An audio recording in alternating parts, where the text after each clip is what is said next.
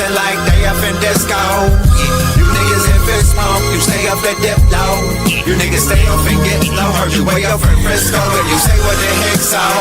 Every player gets snipped nose, acting gay up in Cisco. Like take the day off and play up at Mistos, causing chaos and play a calypso. I pause in kitchens and caused addictions. I pause prescriptions and cause inflictions.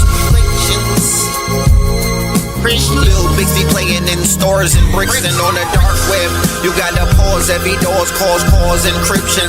Tesla engines, pause the pistons. I seen every floor I leave sore enlisting. For that action, they sponsored the Bronson. They was hooked on that shit like Johnson and Johnson. That freeway, Ricky Ross, straight out of Compton, straight out of Bompton. Red on blue, violence in the land. The projection of the will, the perfection of the kill, the reflection of the pills. I'm a frontline soldier, I'm no doja. These crystals not for focus and crypto. Diamonds is dancing like they up in disco. You niggas in fist pump, you stay up and dip low. You niggas stay up and get low. Heard you way up in Frisco, and you say what the heck so.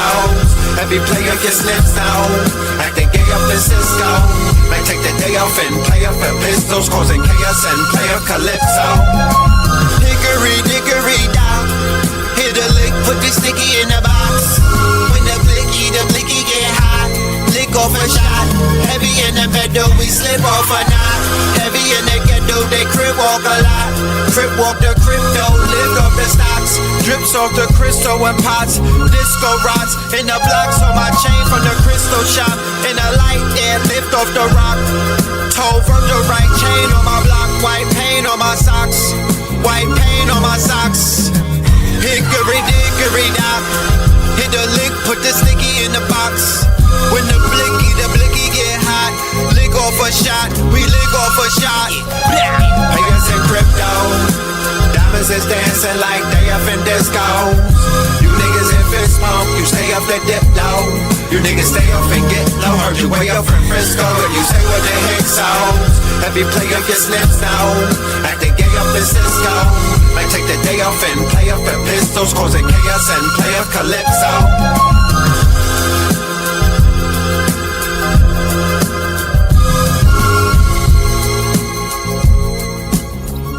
This man, hey, peace to the family, peace to you and yours. Yes, indeed, it is your brother. Peace to the family, peace to the family. It's Brother Blue, reporting live and direct to you. Back for another one, soon to be joined by my co-host for the evening. With no further ado, we present to you our brother ALKEBULAN44. Peace. Peace. Can you hear me? Peace, God. I'm not hearing anything. Is it me? What the? It might be. Let me see. Yeah, I should be on. Now, do you hear me? Because I don't hear you yet. Yeah, I can hear you. I'm trying to figure out what's going on. Y'all can hear.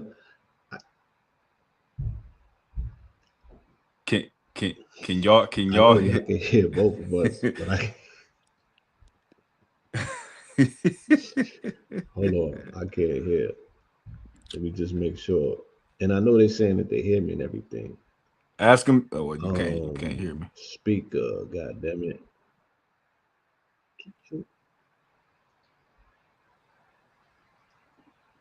All right, it's cool. Y'all can hear me. That's great. I can't hear myself though, and I don't hear my guests. And I'm doing my audio test over here. You can't hear me, Blue? There we go. I'm good. I definitely can hear you. And if you can hear me, they're definitely saying that they can hear me. We good, right? You can hear me still? Yeah, you clear. You coming up on my end. Yeah, you solid. Yeah. I had I just tweaked something. I'm telling you, man, and I don't want to be a conspiracy theorist, but I was just putting this last slide in my presentation together, and it was about the ghost in the machine. And my shit started tweaking after that. My lady sitting right here, and she'll tell you. And I don't even want to get into it like, oh, here we go. But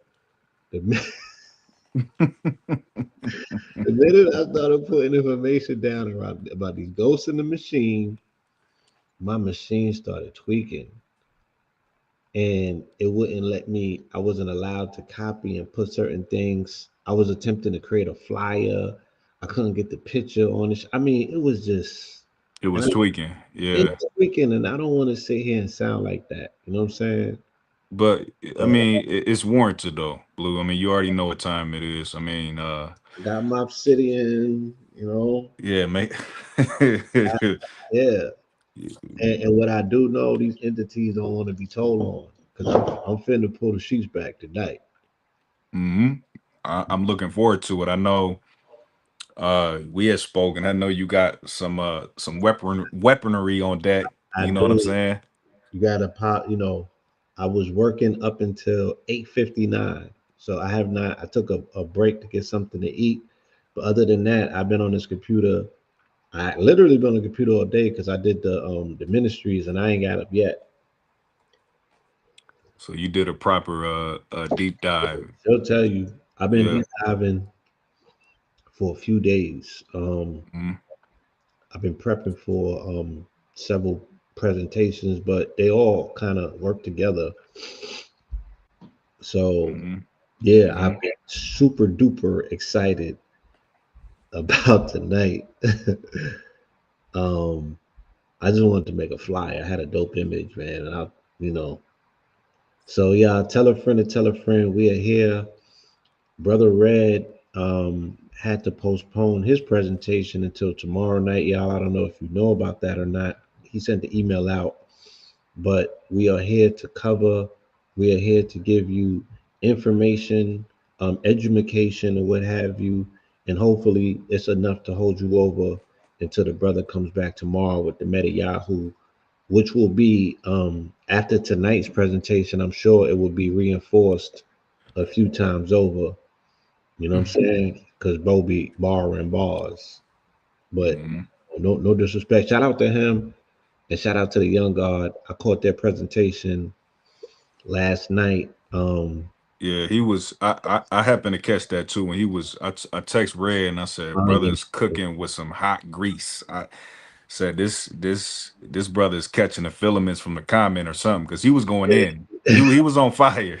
He was going in. He was going in. The Yeah, guy was cooking. He was he was shooting cooking. threes from the key.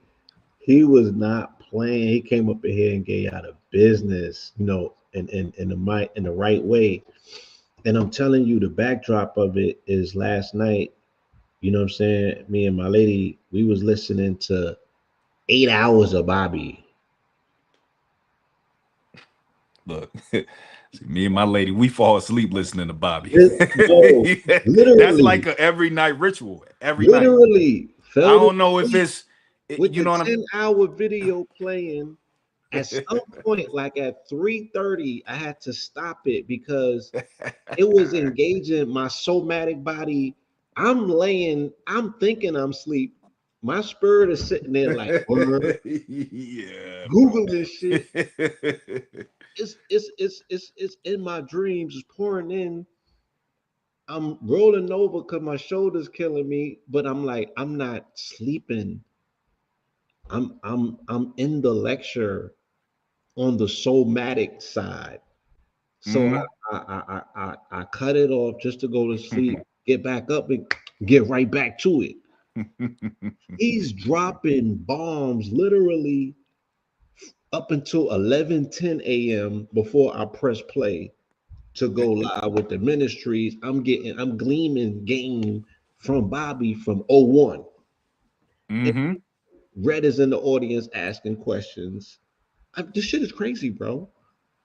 Right? Yeah. I'm like, Yeah. I wasn't at that lecture, but I feel like I was at that lecture. Everything he's dropping on us is relevant.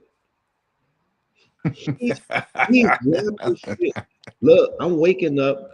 He's dropping shit. I'm going on IG, and then the addendums are on IG from these faceless pages that be giving good information up.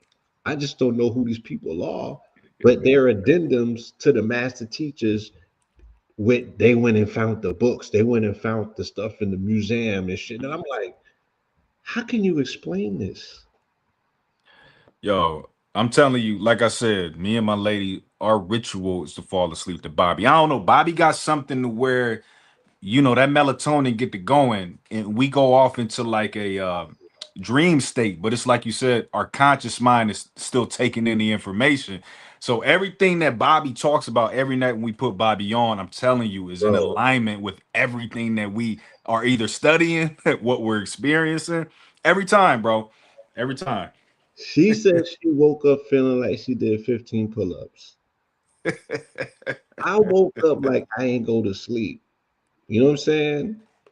hmm hmm Bobby So got that. Bobby got that effect. And I again, know that, yeah, not only am I engaging, I'm literally like going on archaeological digs in whatever dimension I'm in because I'm coming back and my body is like, ooh, like you ain't get 8 hours, my nigga. You was fully awoke in class with Bobby. You can't have Bobby on and thinking that you're actually sleeping. man, come on. Yo, I'm telling you.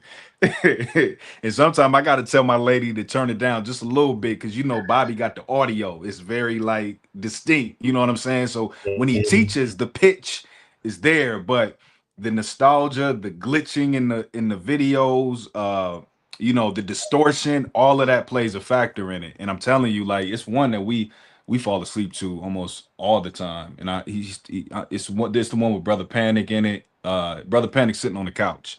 Um, okay, yeah, but they they going back and forth. They cooking. It's a long video. But like we do that every night, bro. I think Bobby again is one of those catalysts, especially dealing with celestial events. Like you and I have been speaking about with the 3i-AT-LAST comet. The brother's been dropping it. He was dropping that 20 years ago about all of these celestial events and what we talked about, whether it's the black holes or yo, all of it. literally. So context, right? The hmm one that I listened to before, the 10-hour one that I went to sleep to, that I clicked on it because it said black hole. So I was like, let me listen to this once again to see if there's anything I could glean because he's always punching holes through timelines and dropping something in your lap that's going on right. right now. I Yeah. mean, my lady was literally he was talking about the Israeli Gaza thing in one of hmm the points that she caught, but he was always talking about Sagittarius A. And Always. because he's going here and there with it, this is one of them joints. And I know it's not even the joint that I had initially seen when I was finishing the book, because he started with the Discovery Magazine joint. Right. Yo, Right. in December of such and such, he spoke on it in this one and didn't finish. He went all the way around the world, never got back to it after 6 hours. He just pulled it out like, yeah, we're gonna get into this. I'll get back to that. He got back. I'll he, get di- back to that. he never got back to it. Yep. Yeah, never got back to it. Yeah, yeah, yeah. But yeah, no, Bobby, that's crazy. That's crazy. Bobby been speaking on these joints for a minute, and what we talked about as well, and what we found out, of course, dealing again with this 3i-AT-LAST comet is that it's coming from Sagittarius. So Yeah. it's just again a phenomena that we'll dive deep in. I'm excited to hear about some of the discoveries that you came across. You know what I'm saying? I definitely feel like it aligns with what I've been tapped into. And I know one thing that we were going to touch on was meteorites uh composing genetic material or DNA. Um, you Yeah. know, that's something that we don't necessarily speak about, but of course, meteorites tied directly into comets. Uh, one thing I want to touch on really quick Yes. is so again, I've been tapped in and diving into a lot of information, within the last couple of weeks. And I spoke on this actually a couple of years ago. But there is a doctor by the name of Dr. Van Flandern, Tom Van Flandern, and he has a hypothesis. It's called the exploding planet hypothesis or exploding planet theory. But even prior to that, back in the early 1800s, there were two scientists, and they developed a theory called the Titius and the Bode law.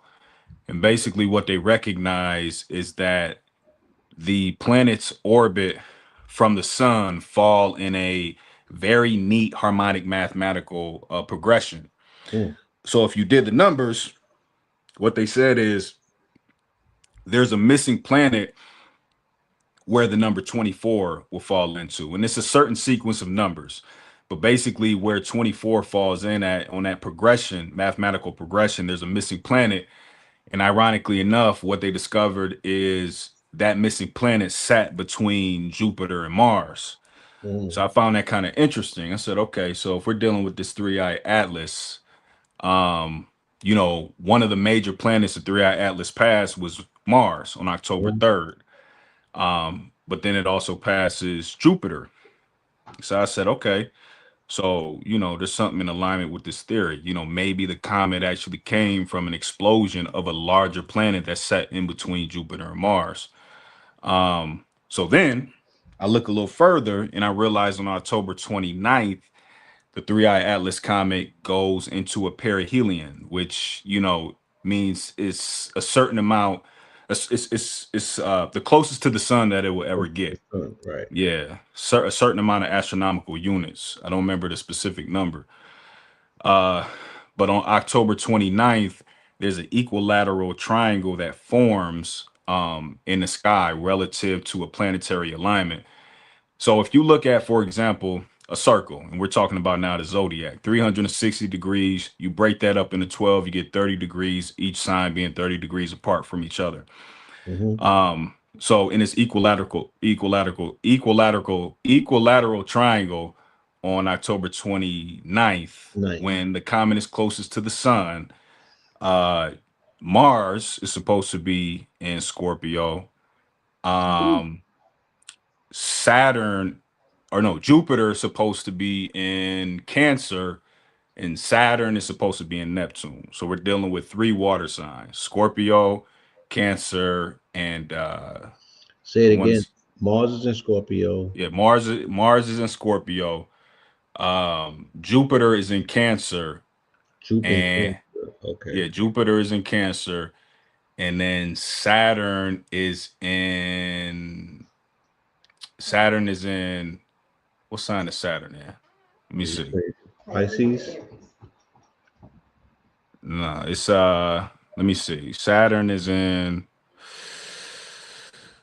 Pisces. Pisces. Yes. Yes. Pisces. Yeah. Ooh, watery grave. Yeah. So they're calling it a grand water trine. Yeah. And they're 120 degrees apart from each other. So, you got this equilateral triangle, all three signs 120 degrees apart from each other on October 29th, when 3i Atlas is closest to the sun, called a perihelion. And like I said, Mm. there's a certain astronomical unit predicated on the distance of the comet and the sun. But I found that interesting because two of the major planets in this damn, I can't even say that word, equilateral triangle corresponds to that Titius and Bode law back in the 1800s when they found a missing planet in between Jupiter and Mars. Right. So two planets in that triangle is Jupiter and Mars. So 3i Atlas is saying something. I think it's tying into a very ancestral ancient planet that existed millions of years ago that went through a possible explosion. Now, the cause of the explosion goes into more of a galactic war, territory. And I feel like, in my theory, this ties into what is going on a microscopic level, dealing with Israel, and you got Mm-hmm. Gaza and everything that's going on over there with the war. Mm-hmm. So What's transpiring again is, I believe, and what I'm coming to a conclusion of is 3i Atlas comet is a piece of this planet that exploded.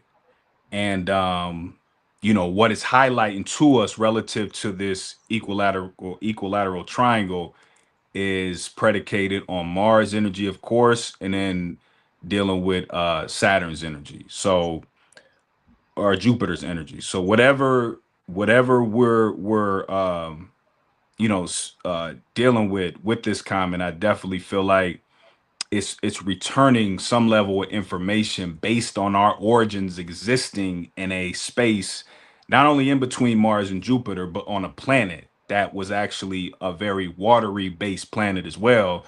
And then even further down the line, I realized that this exploding planet might even be the reason why Mars has water on its planet itself. And what I found interesting is throughout Atlas, it said that they noticed that water was being delivered from this comet. You know, so we're dealing with water, a lot of grand water trine. We're dealing with, you know, 3 water signs. We're dealing with this missing planet that sits in between Mars and Jupiter, dealing with water. So it's a lot of water-based energy. You know, so yeah, I just, you know, just putting certain things together. I'm Yeah. just seeing the juxtaposition of that. And that it will also be in Scorpio season, right? Hmm. A few days before the 44th week, which was, you know, kicking off Halloween. So, you know, it has that overlying echo as well. Um, very, very interesting. So, yeah, I'm gonna throw my notes up, and you keep the eagle eye going, you know, to see if there's anything that you see that kind of Hmm. jumps out and speaks to you. Um, you know, because I got some interesting notes. Absolutely. Yeah. Got some interesting notes that I've been taking through my observations. Um, so yes, with your permission, I will get into it. Absolutely. Yeah, do your thing. All right. Share screen. Window. Question to bypass system private window private access your screen audio. Allow. Allow.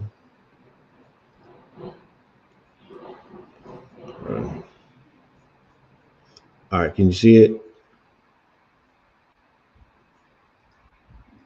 Yes. Yes. Okay. I wanted to harken back, if I could, to a program that me and Red did in December of 24, and that was leading into, you know, the beginning of this year, and it was on Brother Rich program. It was called the Pope Portal CIA Documents in 2025 Agenda, because we laid out in this particular lecture all about the portals, right? Hmm. And dealing with the Pope portals, which were initiated on, interestingly enough, Christmas Eve. This when they opened their first portal. And the CIA documents that we were talking about on this particular show were dealing with the trending topic at this time was something called Project Stargate. Hmm. Before the Stargate project, it was Project Stargate, which was the remote viewing program of Mars, right? Where they said they found 10-foot melanated aliens on Mars.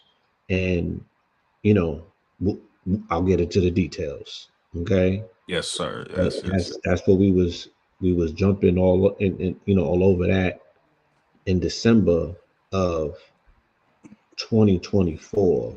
Okay.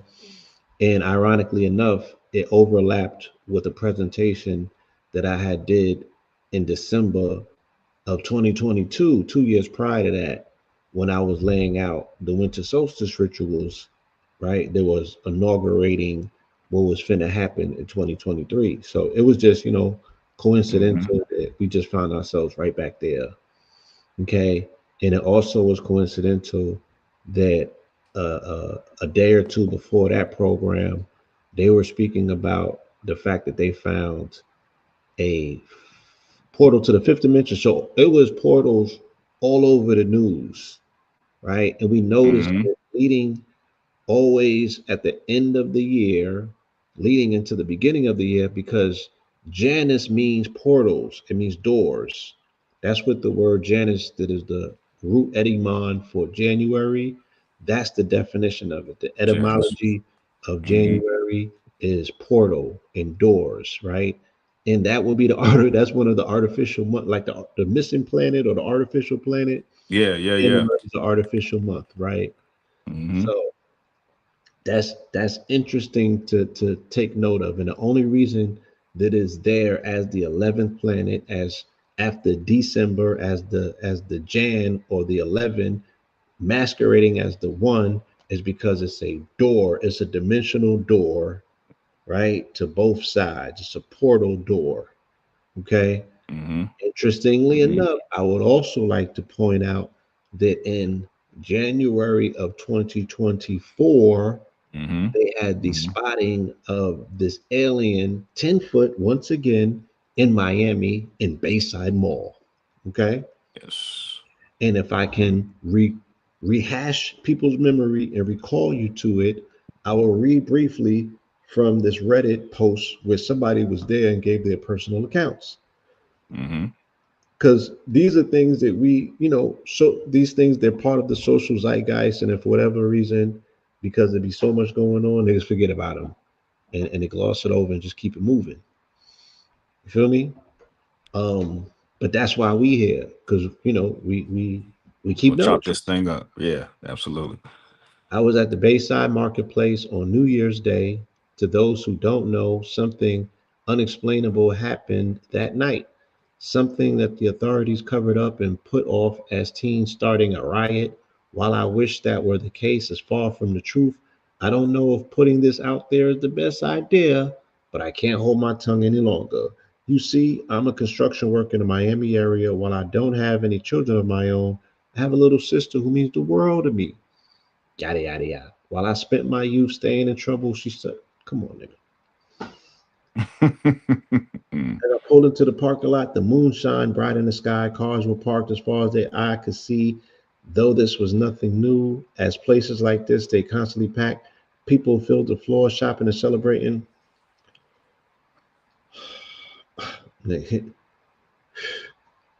He gets into a long, drawn out look. I walked into the confusion to see what was going on. That's when I saw them, strange shadow like creatures walking through the mall. There were about five of them, and they all had to be at least 12 feet tall. That's hella tall. Okay. Mm-hmm. All slinking around like creatures from a sci fi film. With a fight or flight response, I turned to join the crowd and running, dropping my sister's purse like it was yesterday's trash. But as I began running, one of those creatures towered above me. I stood froze in terror. The entity looked down on me with purple orb like eyes. Before I knew it, I began to float up into the air. The strange being lifted me high enough to match eyes with it. The smog like substance it seemed to be made of began flooding my mouth and nose. Pause. I thought I was a goner, oddly enough. I could still breathe. In my head, however, my mind began playing my thoughts like a movie. From my childhood all the way to my adult years. All the good, the bad, I relived it in a single moment. And I shouldn't have cut it off at that point, but I did. And One one thing I want to say, Blue, which is interesting with that, and I didn't mean to cut you, yeah, and I'll let you keep going. But no, he highlighted the fact that the beings were 12 feet tall, which is what I discovered with my studies when it comes to this missing planet, is that the beings on this planet were tall, like almost giant type beings. There's a book called The Cosmic War by Dr. Joseph P. Farrell that I want the family to tap into, because it goes into the origins of this galactic war that took place, which is what they're saying caused an explosion of this planet. But they said the beings that inhabited this planet were gigantic, you know, beings. Like I said, this planet set in between Mars and Jupiter, which are the two planets in this grand trine that's going to take place on October 23rd. But go ahead, Blue. Keep Shout going. out to, and hopefully I could get him on one day. It's a brother that I know, dear friend of mine. He DM'd me the other day because his daughter is in Kemet with Billy Carson, and he said Billy was talking very highly of us. And this is the brother that actually brought me into consciousness in 2001. He brought me I had these cases, and he told me about the moral science class. Mhm. His name is Mhm. Rikers, and me and Rikers was the first person I had shared with that I was having contact. But this was in '01. This was before I had the mothership contact. Right, right. And I had came back from LA meeting a dude named Modog that I met through my mother and her friend mother Sabrina. Both, you know, they was both all friends of Sabi's. And Modog kind of I seen Modog levitate. Modog was out, he was out of this world with his name was Modog Sirius. Mm-hmm. Um, Mm-hmm. and Modog gave me a bunch of VHSs at that time. And Modog told me to Coast Radio. So Rikers was already listening to Coast. So now I'm at staying up 2, 3 in the morning, listening to Coast AM. And Mm-hmm. they would always talk about shadow people on Coast to Coast. And lo and behold, I'm gonna cut the story short. Rikers came to pick me up one day. He was sitting outside the crib, and he was like, "Yo, he seen a shadow person." Now, like I said, you know, there's people can say what they want, but when you hear it from a person's eyewitness account, and you know these people, you just got to register your own level of discernment Discernment. when Yeah. people tell their stories. Mm-hmm. And he Mm-hmm. told a story about the shadow people that he seen. You know what I'm saying? And I don't know if this is just because we was entertaining it by listening to it on the radio, because this is really when I started, and this was right before 9/11. This was really when I started having, you know, uh, the foundation for contact was being made there around this time. And there was a lot of activity in the sky before 9/11. And then afterwards, the skies was cloudy and you couldn't Mm-hmm. see too much, but that's neither. We'll get back to that. Um, Mm-hmm. Mm-hmm. Next slide, right? Shout out to this sister named Queen Azul. And interestingly enough, Azul means blue. And Mm-hmm. the day after I had seen the 3i Atlas video with A. Rashid, and shout out to Radio Rich on um, 363 Empire, I think it's called now. The day after I saw that, I'm attempting to go to sleep, right? On some Bobby shit. I can't sleep. I'm getting downloads, and I'm up all night writing, right? And the information is coming to me in rhyme format. They wanted me to write bars Mm-hmm. about what was coming. So I get up, you know, I gotta go to the gym. I didn't feel like I was mid wake, mid sleep type shit. So I get on my phone. Normally I wouldn't. I would go straight to the gym, but this morning I'm lagging a little bit. I get on the phone, and the first post that I see, I remember this young lady because she built community out here in Atlanta when they was doing the Lakeview communities and stuff. She was part of that, but she went and built her own off grid community, and she was saying that her community got ruined because they had an explosion Mm-hmm. last year in South Fulton, and so I just finished speaking to my man Doughboy, who also he lived in that area and he took a case out. So we've been helping people bypass class action lawsuits and go and get in the bag. So I started, you know, speaking to him about taking them on as a client. So now I'm interested because I'm like, wow, you know, this happened to her. I might need to reach out. So I'm looking at her pictures and I notice all her pictures is AI, but she's telling a very compelling story about what she went through. So I didn't make a comment. Somebody else made a comment. And they was like, "Yo, is these joints all AI?" you know. Mm-hmm. And she responded to that comment, that I responded to that comment. And then it just started a chain of communication. Lo and behold, she gets into my DM and tells me the backstory about what was happening, right? But then she tells me, she's like, I wrote a book in the interim about some things that's going on. And she was like, the book is talking about AI, but it's also talking about 3i Atlas. And I was like, oh, word. Mm. So I was Mm. like, what does it Mm. say? And she was like, I'll send you the book. So she sends me the book, and I'm checking the book out. And the book is saying everything that I just downloaded the Ah. night prior. But then Blue Dream had a dream 3 or 4 nights prior to that where she seen ships. And the way that she was describing the ship to me, it was identical to the mothership that I had seen in Mount Shasta in 2016. Mm-hmm. This ship was so big, it was a city. We drove from Mount Shasta to Montague, where we were staying in the mountains, was 30 minutes away. And I'm still driving underneath this mother crap, this city in the sky. Mm-hmm. Can you Now see for my eyes? Like, this is the shit that I be coming back and telling people about. I ain't got no friends no more, right?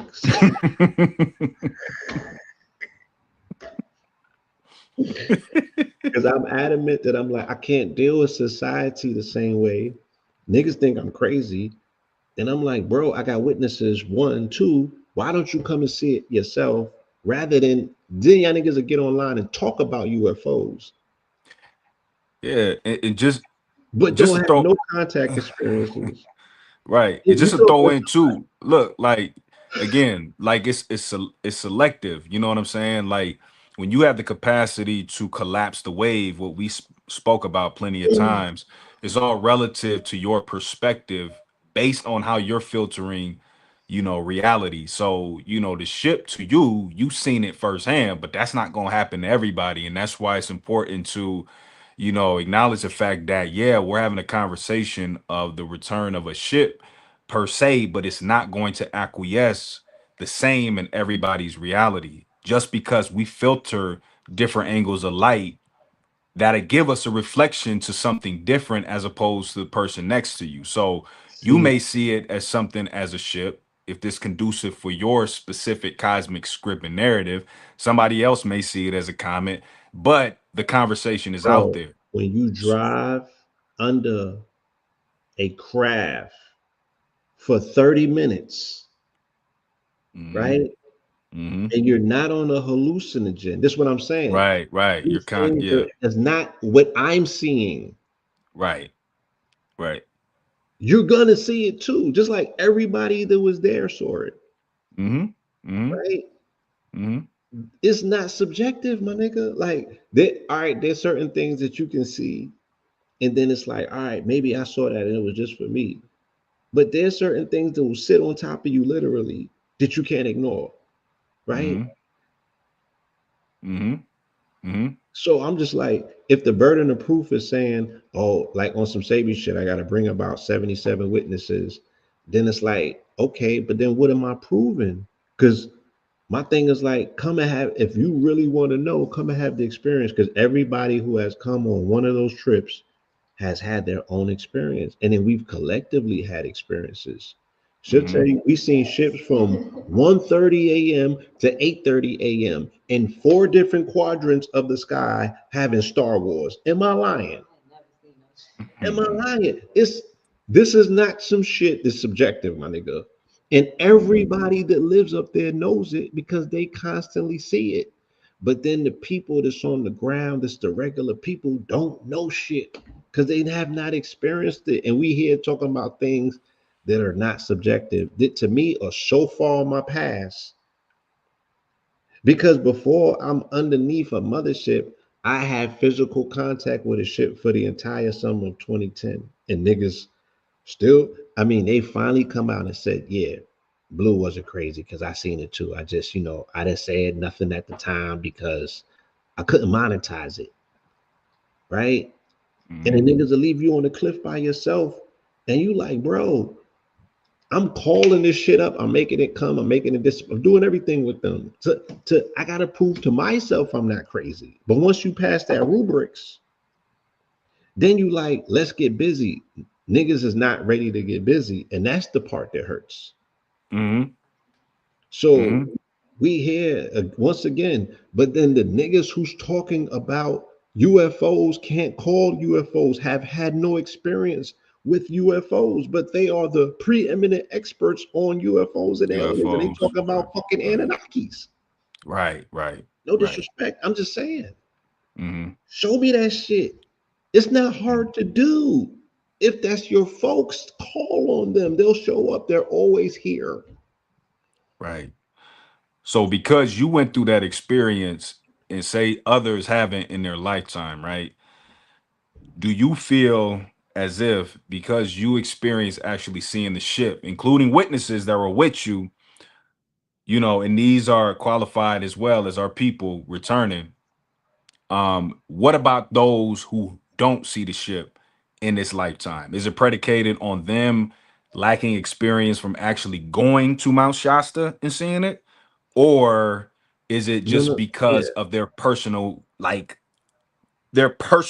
let's just use the term frequency, in so many words. Let's just use that term. Is it because they just don't resonate on a level to where they can pierce the veil and see something as profound that's happening in real time?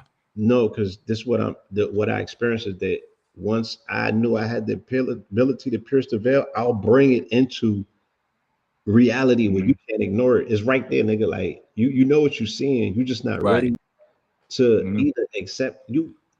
It's something that you have to accept because you're seeing it, but Right. You're you seeing it. can't Mhm. talk on it because you don't stand on top of the conversation. Right. So you gotta Right. refer, you still gotta come back. So niggas don't want to come back to me and say I'm the subject matter expert on it. If they can't be the Right. subject Right. matter expert on Right. it, they're gonna shut up and not say nothing. Right. Right? Or get in their books and be a book expert on some shit that they don't have a physical experience with. Mhm. So I could say, oh, maybe it's not in your DNA for you to call on it. Maybe Right. it's not in your DNA for you to go out into the stars and bring it in. But if I pop this shit off and we all together, you gonna see it. Mhm. Mhm. And then you'll Mhm. be in denial and niggas be like, oh, it's a hologram. No, it's not fucking hologram, my nigga. It's an actual ship. Yeah. I'm saying that people that live in Mount Shasta is so regular to them Yeah. Yeah. Yeah. that you Yeah. can Google this. Mhm. And it's part of it's in their newspapers. They wrote books on it. It's a base up there.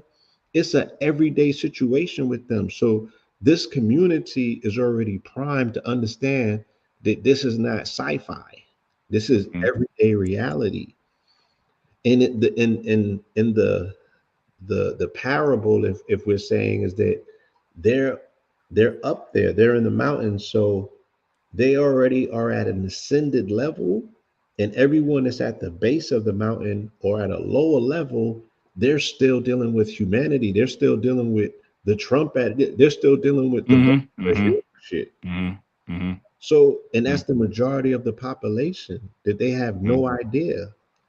But if they were looking to have an idea, there's many and plenty of ways to get in contact with your higher suspicions before people inundate you with the Project Bluebeam bullshit. And I'm saying everything that they're gonna say now is, oh, it's Project Bluebeam.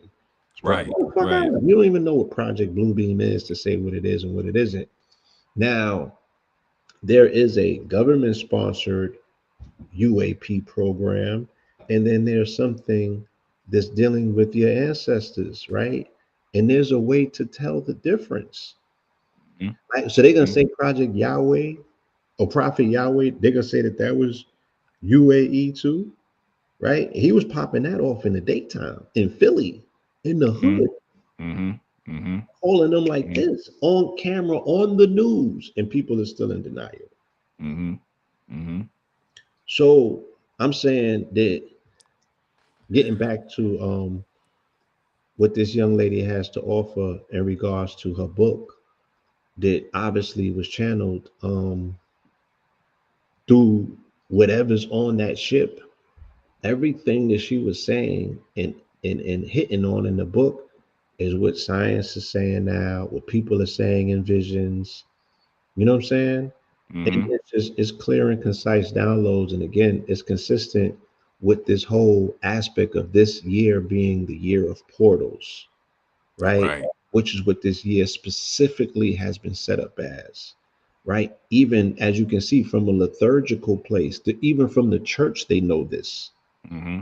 right? Because they operated with the initiation of opening up 6 portal doors, and this started on New Year's Eve of last year. The last door that was opened was on January 6th. They opened it at St. Paul's Basilica right before the Pope makes transition, right? Mm-hmm. And again, the CIA project that we were speaking about on the program in December of last year was Project Stargate, which was a remote viewing program that the CIA was engaged in. Mm-hmm. Let's read back here. Information in the United States on psychic research. And again, let me do say that Coast to Coast Radio, when I started listening in 2001, there was 2 things that they always spoke about.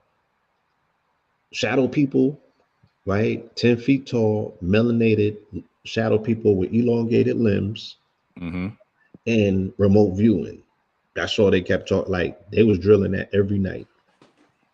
They would have all of the experts on, right? And they would be giving it up about these programs. Now I grew up looking at they live. So I'm already primed for this shit. And again, by this time I've already had experiences. So I'm all the way with the shits. Oh, and then when I met Mo Dog in 2000 in LA, him and a lady named Mother Sabrina. Now this is right after me and Red see the Matrix. We're not Red and Blue Pill yet, right? I'm still P Morpheus. He takes us to because he's like, you ever seen reptilians? I was like, no. He's like, you want to see him? I was like, yeah. Right? Takes us to Venice Beach. Long story short, because it's a hell of a long story, shows us a reptilian. I'm scared out of my life when I see it. Okay. Mm-hmm. Mm-hmm. Mm-hmm. It's a long Mm-hmm. story.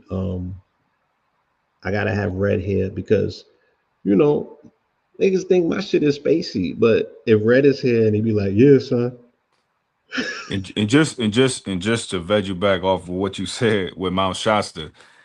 Remember this book that you referenced, I can't see it. What's it called? the Oh, undiscovered. I remember that book. Yeah. That book that we had came into contact with when we came back from Mount Shasta, and it was about the Red Queen and Papa Bull from the Lord Time, and they had her birthday in it. Because every time Look. she comes back from Mount Shasta, Yeah. Look. she I she just.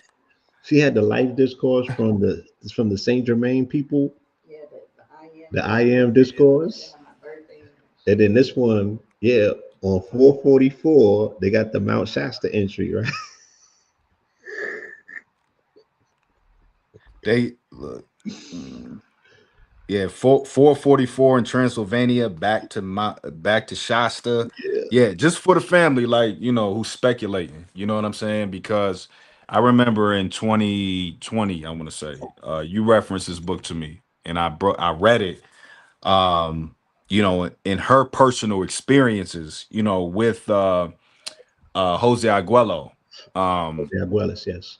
Yes, going through what she was going through with her initiations, she had similar experiences, specifically Mount Shasta. And again, she has a chapter in his book titled "Ships and Series." I mean, titles of the chapters themselves is crazy. But it breaks down everything relative to what Blue was talking about in reference to the ships out in Shasta and ships coming from Sirius that she witnessed. So I just want to clarify for the family, what Blue was talking about specifically, it was a physical phenomena. It didn't have anything to do relative to like what he spoke about, Being Project and things of that Yeah, nature. I was not hallucinating, family. I didn't say on none of these occasions I wasn't on boomies, but it don't matter.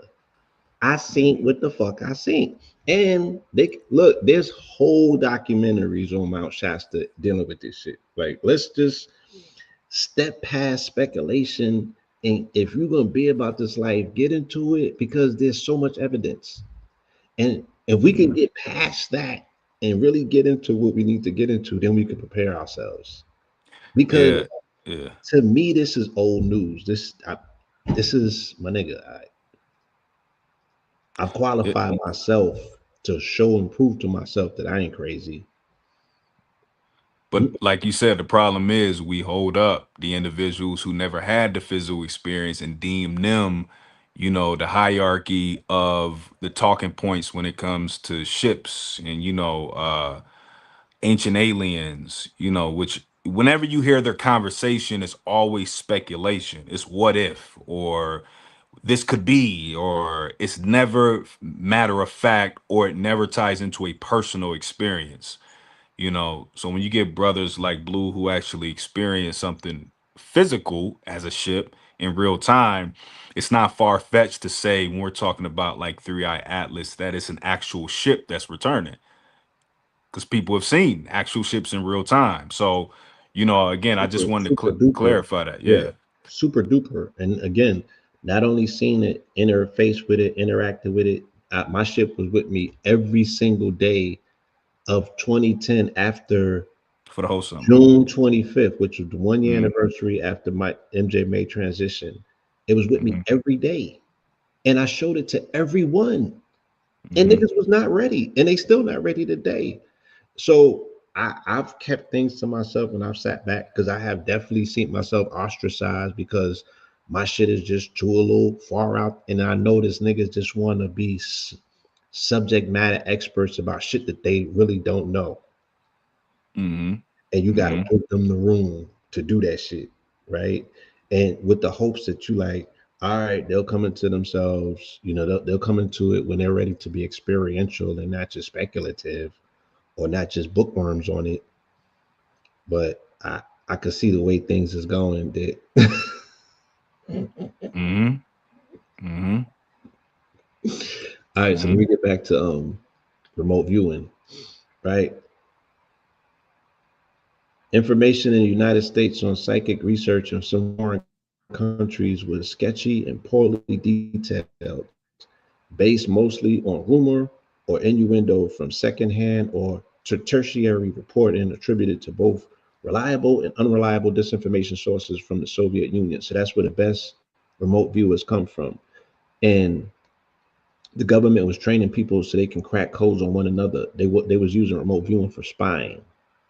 Okay, the CIA and DIA decided they should investigate and know as much about it as possible. Various programs were approved yearly and refunded accordingly. Reviews were made semi annually at the Senate and House Select Committee level. Work results were reviewed and remote viewing was attempted, with the results being kept secret from the viewer.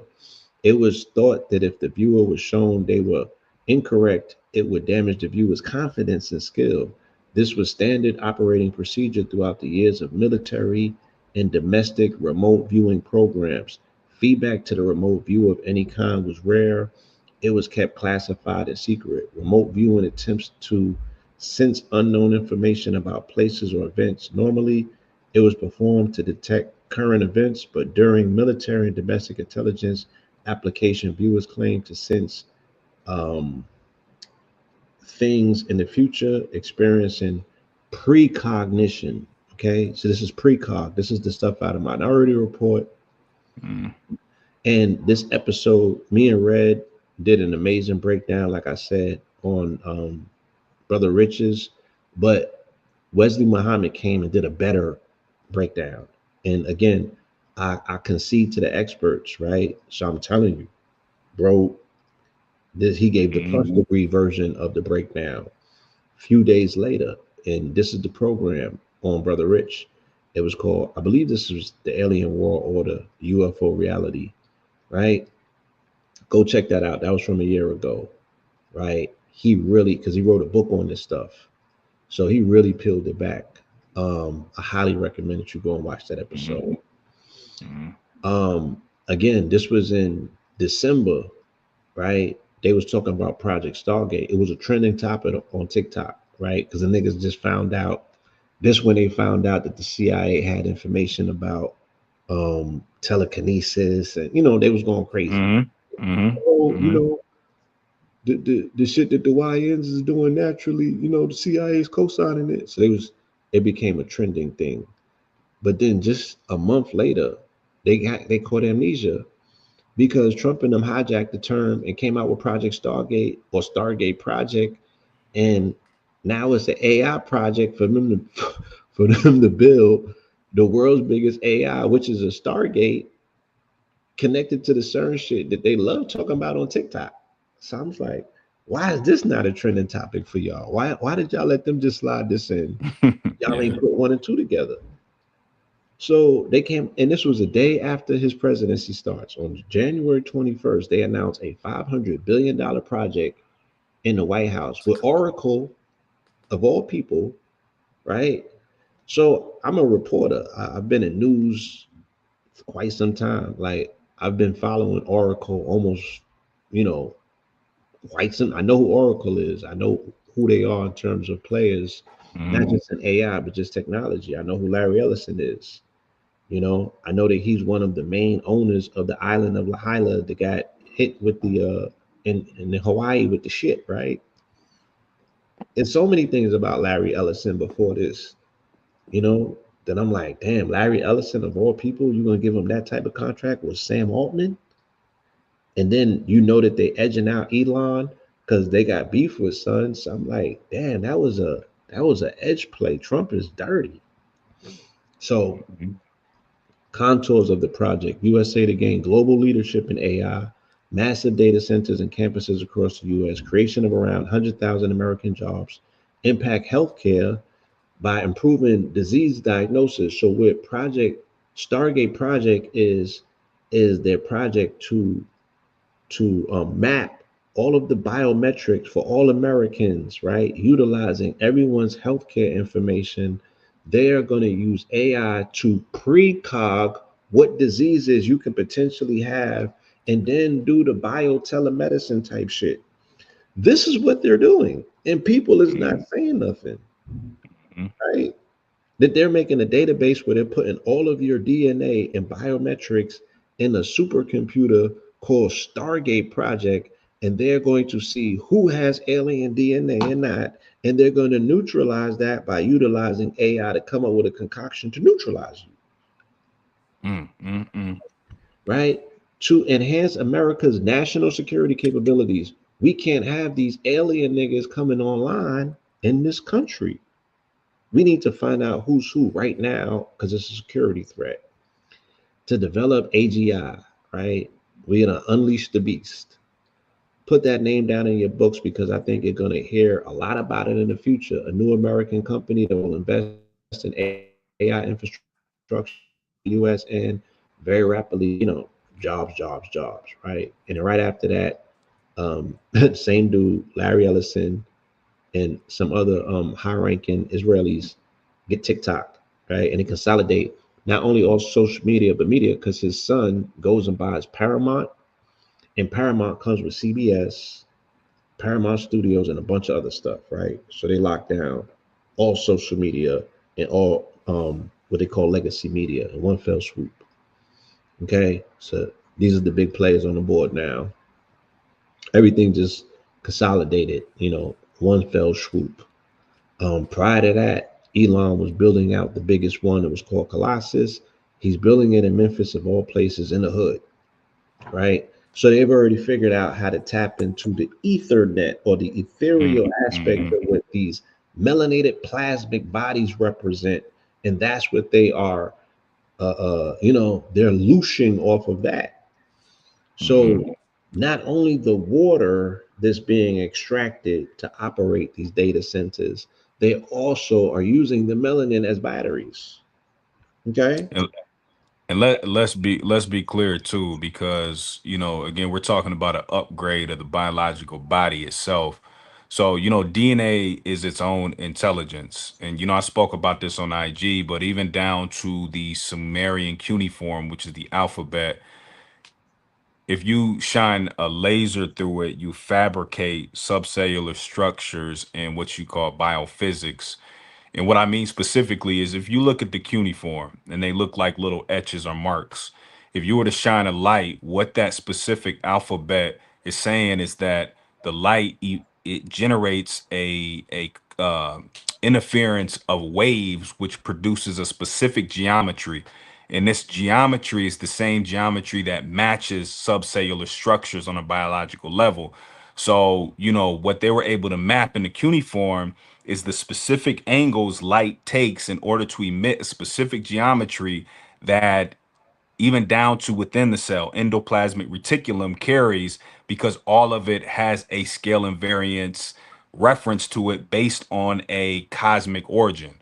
Mm-hmm. So, when you understand DNA upgrades, but it's on set to upgrade to a space where it becomes more of a holographic characteristic as opposed to a general physical construct. And this is because it's matching the specific cosmic signature relative to geometry in order to enhance itself to match the geometry that's happening on an astronomical level.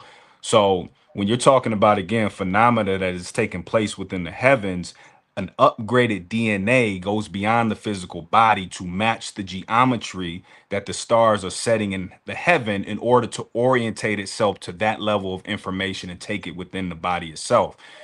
When we're talking about portals, also, the melanated body has enough escape velocity and the only body because it acts as a battery to supersede beyond space and time, which is again the essence of a successful death transition. So with them trying to imitate portals, again, they're locked within a cavity within time and space because they lack the spacesuit in order to supersede beyond time and space. To encapsulate us, they have to, like you said, create a program to galvanize all the information that's going on within the body and DNA upgrading, and Mm-hmm. then imitate an AI to counter it. Mm-hmm.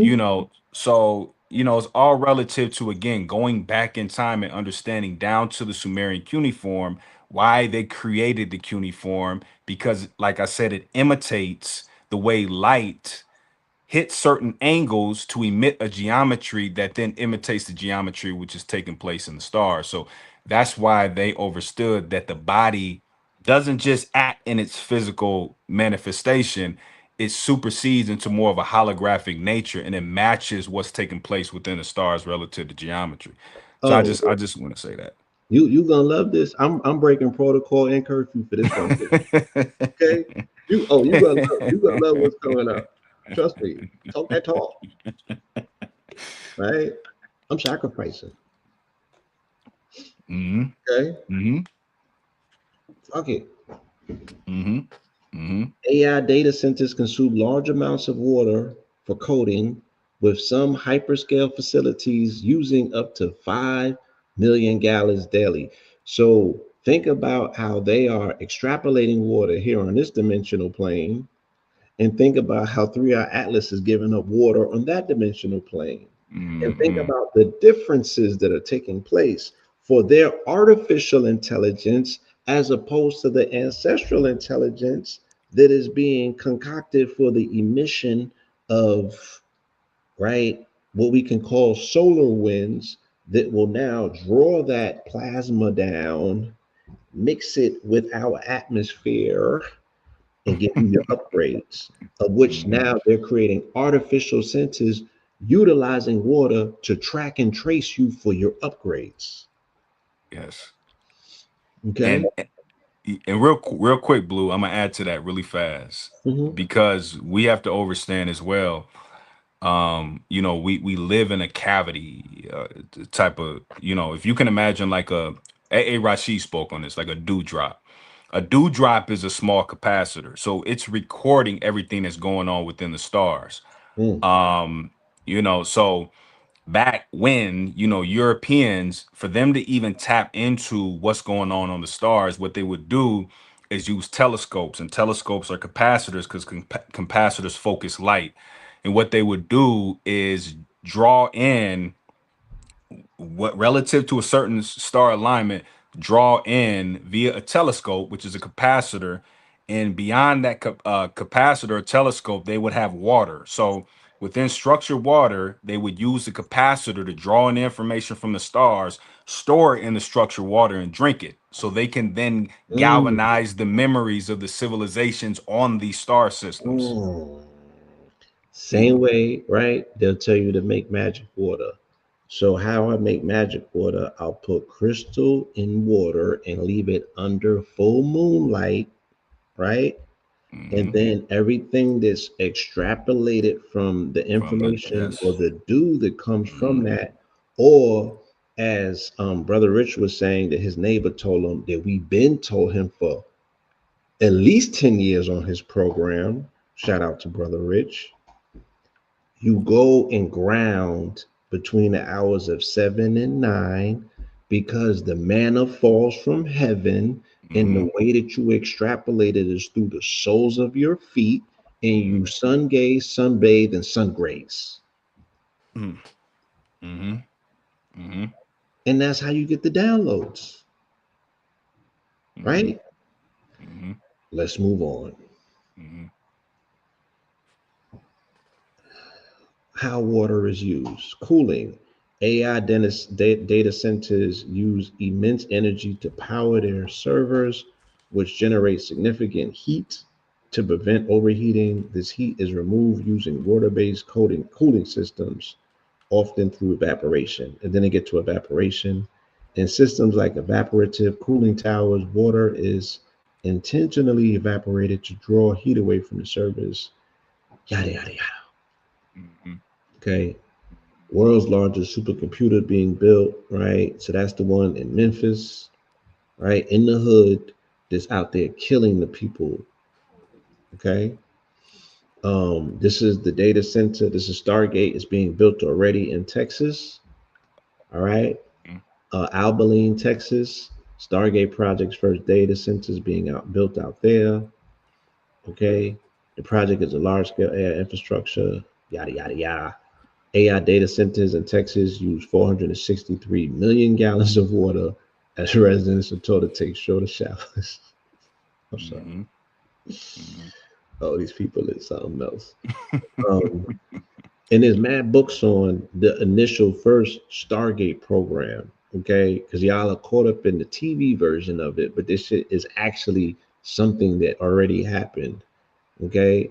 And this was them going into interdimensional portals to travel onto other planes of existence back in time to do battle with your ass, right? In your alien version, a sorcerer's apprentice. Because again, there's another Red Onion was a website that we always used to look at, and this was around when Obama was president, and they used to have these special Mhm, force dudes that was like, mhm, nah, I was part of a Mars program, and Obama was this and Obama was that on this plan. I was like, yo, what is these niggas smoking? mhm, mhm, And mhm, these was like where the Christian nationalists, GI Joe soldiers would be at, and they would be talking neocon stuff, and I didn't get it back then, and it was global because the Red Onion was run out of Europe. And this one, they was like, yo, we got to do something about this Obama dude because he's part of a space program. And I was like, what are they talking about? mhm, Lo and behold. mhm, So here goes the CIA documents for Project Stargate, right? And as you can see, Mars exploration, May 22nd, 1984. Okay. They've been on Mars. mhm, Okay. mhm, Now, whether they were there corporally or not in physical bodies, that I'm gonna leave that up to you. You niggas seen enough of the TV shows. Apply it accordingly. Okay. But here goes the transcripts about how they were remote viewing and going back millions of years in time to observe you in your melanated form on Mars, right? Take it with a grain of salt. Do with it what you will, but here it is. Okay.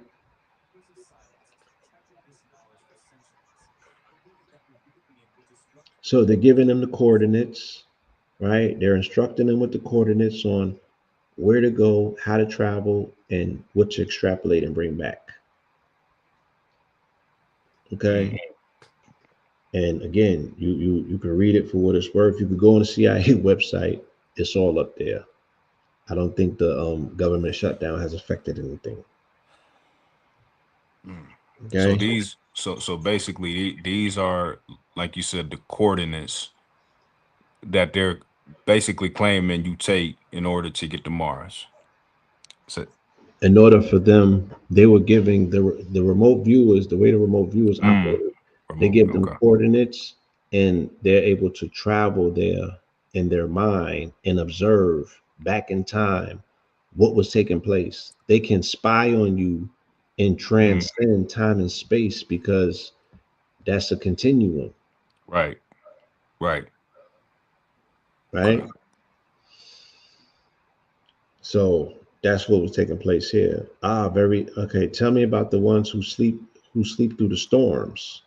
So the same thing that the 10-foot blacks were doing on Mars is the same thing that's happening with niggas now. They're sleeping through the storm. And they were waiting on a savior and they ended up dying waiting on a savior. Same shit is looping and repeating itself. Hmm. Hmm. Right?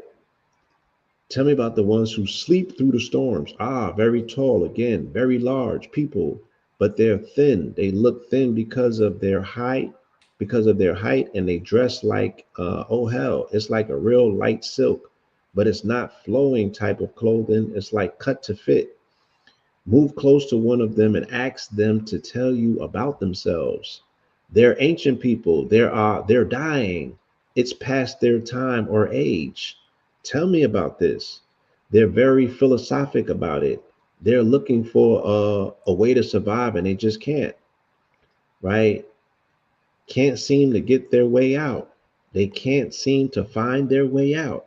So they're hanging on while they look or wait for something to return or something coming with the answer. What is it they're waiting for? There evidently was a group or a party of them that went to find a new place to live. It's like I'm getting all kinds of overwhelming input, corruption of their environment. It's falling very rapidly, and this group went somewhere like a long way to find another place to live. What was the cause of the atmospheric disturbance or the environmental disturbance? I see a picture of like oh hell, it's almost a warp. Oh God, this is difficult. It's like going. Let's see the road data. Oh, I get a globe. It's like a globe that's gone through a comet's tail, or it's through a river or something. But it's all very cosmic. It's like space pictures. Hmm. All right, now before you leave this individual, ask him if there is any way that you ask him if he knows who you are and is there any way you can help him in his present predicament. All I get is that they must wait. Doesn't know who I am. Think he perceives I'm a hallucination or something. Mm.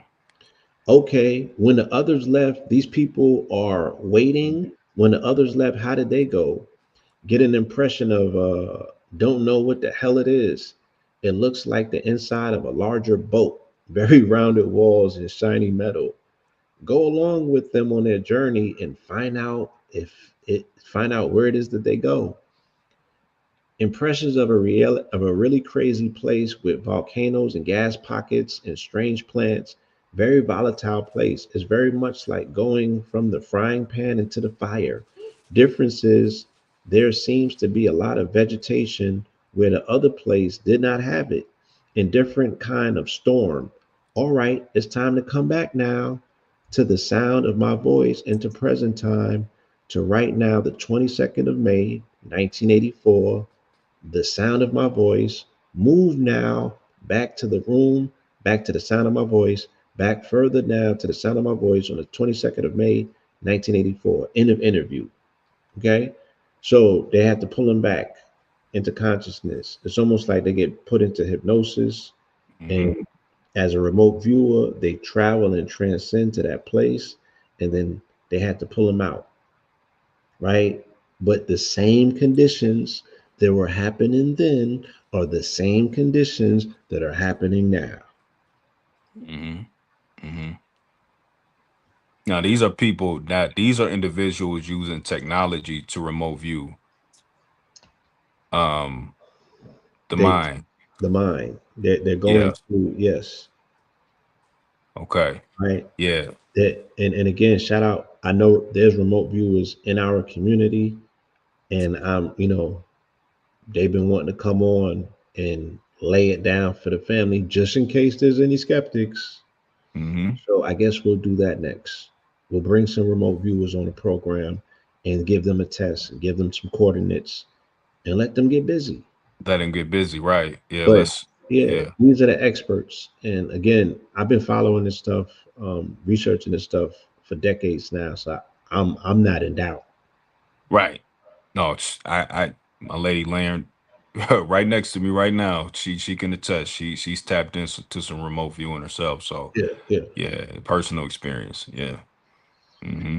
And again, I would highly recommend that you guys check out Wesley Muhammad's program. He has a lot more background information on this. He might have even got in contact with one of these remote viewers out of Russia or something like that. He took it a step further.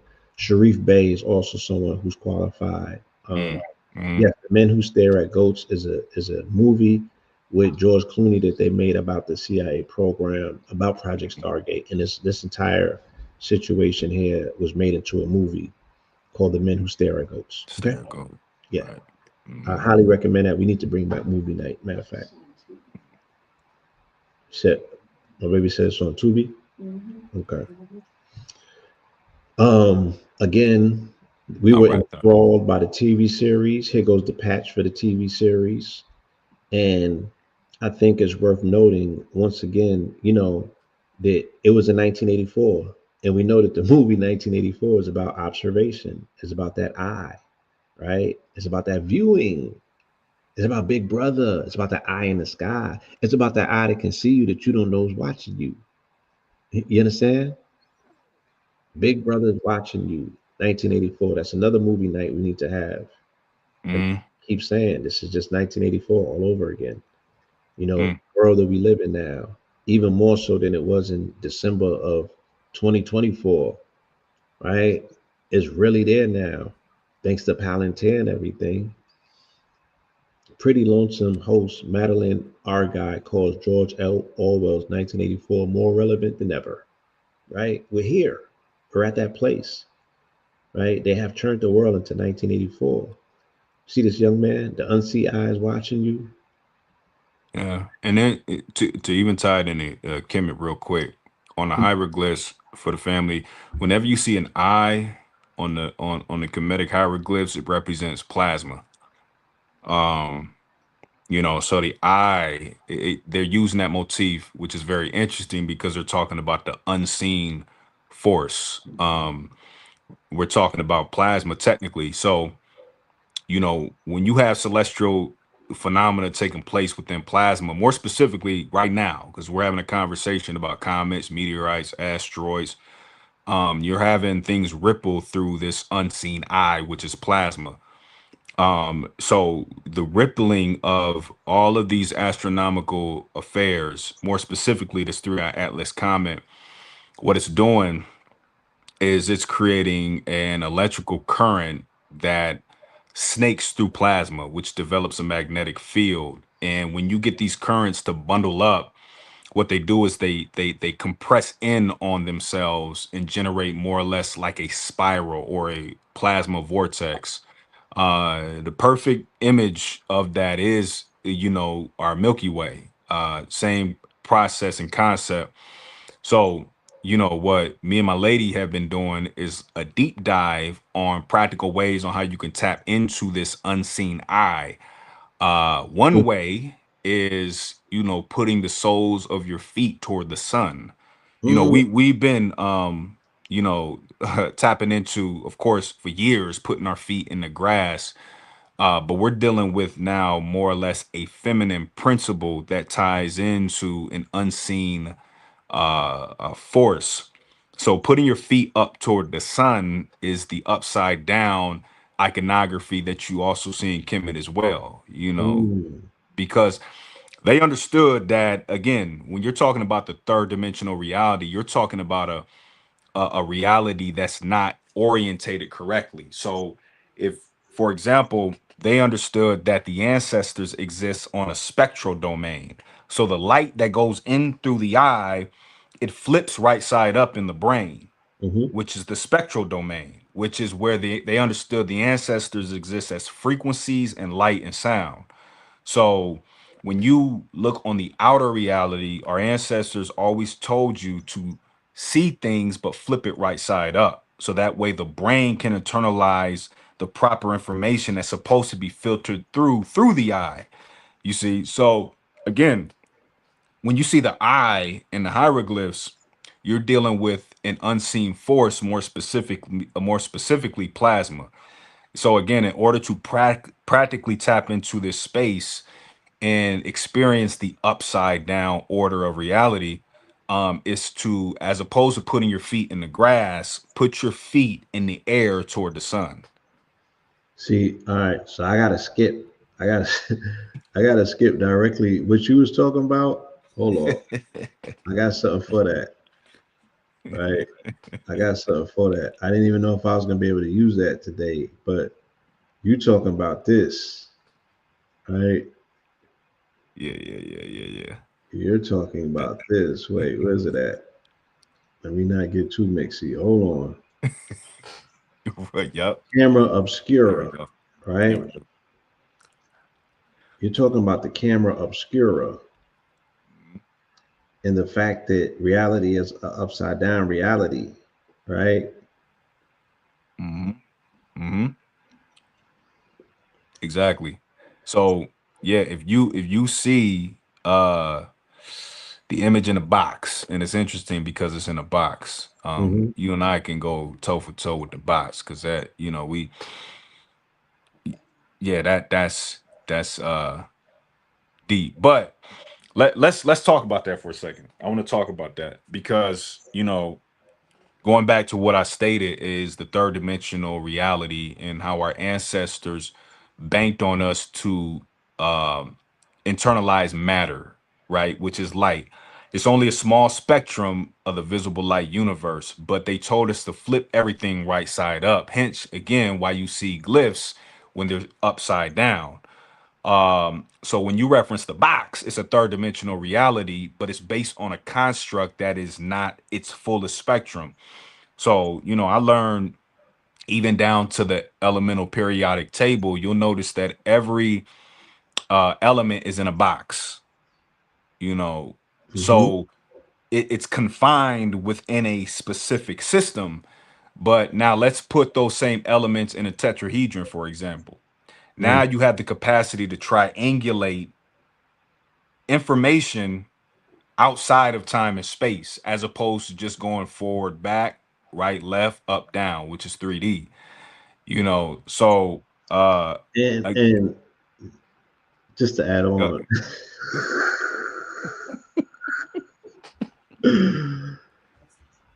when you're able to put it in a tetrahedron, then you're able to make it Planck size. You because they said that a tetrahedron will break it down into 27 different variants or what have you. Um, and the tetrahedron is what brings things to their quantum scale because now it allows it to be yes. Planck size. So then that's how you can twist and manipulate reality because of what you said, the way that now it could be moved and manipulated. Well, yeah, and that's exactly why when you look from the top down, if you were to look at the topological view of your DNA, it's a dodecahedron, a ratcheted dodecahedron, Mhm. because that's a specific shape that follows a certain ratio that knows how to braid electromagnetic waves to a point, to compression and then acceleration beyond the Planck dimension. Because if you transliterate the word you know, Kemet, you get alchemy, which is the place of the black space or the black hole, which is the Planck dimension, which is the portal that they can't supersede. So yeah, yeah. Um yeah, keep going, Blue. You done bounced all the way down to Oh the yeah, bottom yeah, toward the bottom. It's like yeah. Hold on. I got.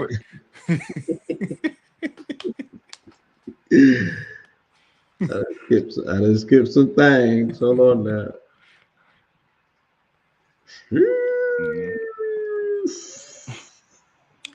But yeah, family, just to reiterate, like I said, yeah, Oh start putting your feet in the air. I promise you. yes. That's So that again, we find ourselves here with Palantir speaking about Big Brother or the eye in the sky or what mhm, 1984 represents. You know, the technology that Palantir has presented kind of like, you know, represents that. And I don't want to get nobody too scary. I'm sure that Red has touched on this numerous of times and he's going to do his thing tomorrow with it. So yeah, Palantir, right? Which reminds us of Eagle Eye. Okay. These are movies again. We gotta have movie night. Gotta get back to Eagle Eye. You know, a million eyes in the sky watching. You feel me? This is of course the precog from Minority Report. They are turning everything from Philip K. Dick into actual reality, from sci-fi reality. And this is Peter Thiel, the one that's going on tour right now, speaking mhm, about the Antichrist, who is the actual progenitor of all the technology that could potentially bring about the Antichrist. Okay. mhm, So interestingly enough, we shift into this whole concept of the Antichrist or this devil or demon talk that is inundating the airwaves these days. Dante's Inferno, I will want to remind you, this is where the concept of hell was introduced because that is not a liturgical Old Testament concept. The Hebrews entertain a concept of Shiloh, which is seven lower firmaments of what's considered to be the underworld, but not hell as is presented in Dante's Inferno. So this is the postmodern version of what Christians call hell, and Islam borrows from that. So it does mhm, not, it's not antiquated. It doesn't go back into ancient times. When Kemet was dealing with the underworld and things of that nature, they weren't talking about hell in the Christian sense.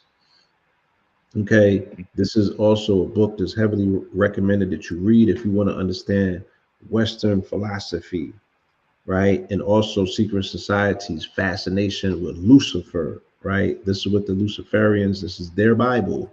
Paradise Lost. It romanticizes Satan as the redeemer, as the person who saved them by giving them gain, right?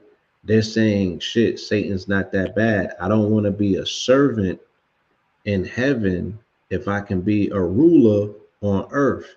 Because the more that they go back into antiquity and antiquated information, specifically when they start deciphering the mancies that were left by the Moors, the Templars come into contact with all of the information in Jerusalem by way mhm, of the Moors, and then they mhm, translate it and they find out that it gets melanated the further back that they go.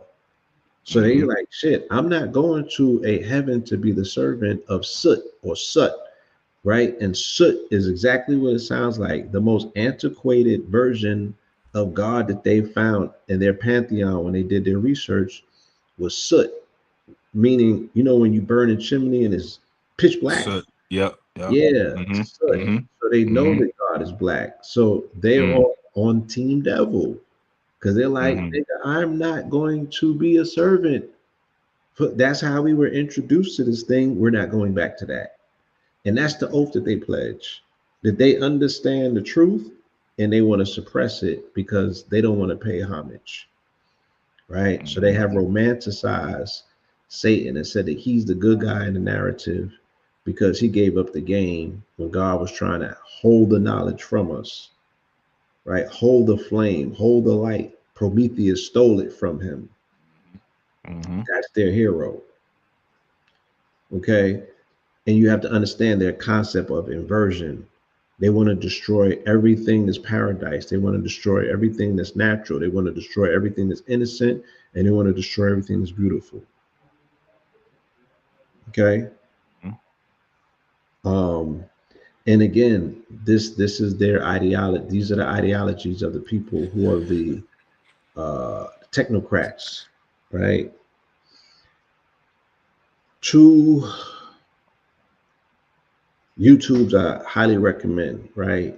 Mhm. The build that they had yesterday, Metaverse of Madness with Hitsuyu, Aku, and Red. Highly recommend that, right? Mhm.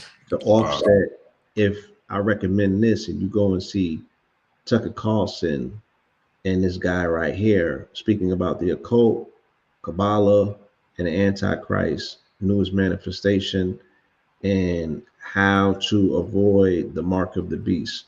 So they're giving up some game, but a lot of it is couched in fear of things that they don't understand when they're speaking about the occult. But they are giving up, some information that can be vital to you if you know what you're listening to. Go to this then to balance it out because he's not approaching it with fear. mhm. Because the technology actually comes from us, and the technology that they're speaking about is binary. Okay. Mm. And the brother did an extraordinary job of bringing it home and showing and proving that anything, any conversation focused on technology, any conversation focused on quantum sciences or physics, right, initially is yours because you are the binary code. This comes from your people. Please be aware and informed, regardless of where you think your people came from. They were dealing with binary. Okay, so this Mhm. is the Odu of Ifa. As you can tell, it's binary, zeros and ones, nigga. That's how you get in contact with spirit realm.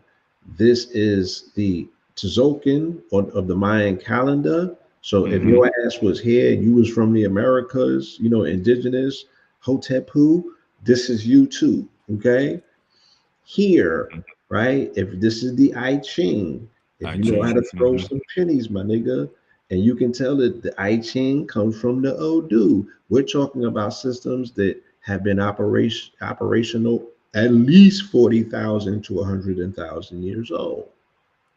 And we, of course, know way longer than that, but that should be enough for you to prove to go against somebody who can only talk to you about their shit from 6,000 years ago. Okay, Mhm. just to And give also, you confidence, to bolster your confidence when you're in these combos. Yes. no, also what I was gonna say too with the I Ching, because we're dealing with, the codons as well. Because this conversation that we're talking about is based on the advancement of DNA, just like how Blue started, you know, and if you're again dealing with codons, going back to what I was speaking about with the ancient cuneiform or the Sumerian alphabet, the Hebrew alphabet is the tilt angles of a magnetic domain referenced by the symmetry of a tetrahedron in order to tilt DNA codons into a tetrahelix. Not a double helix, but a Wait, hold on, tetrahelix. sir. You gotta say that shit again.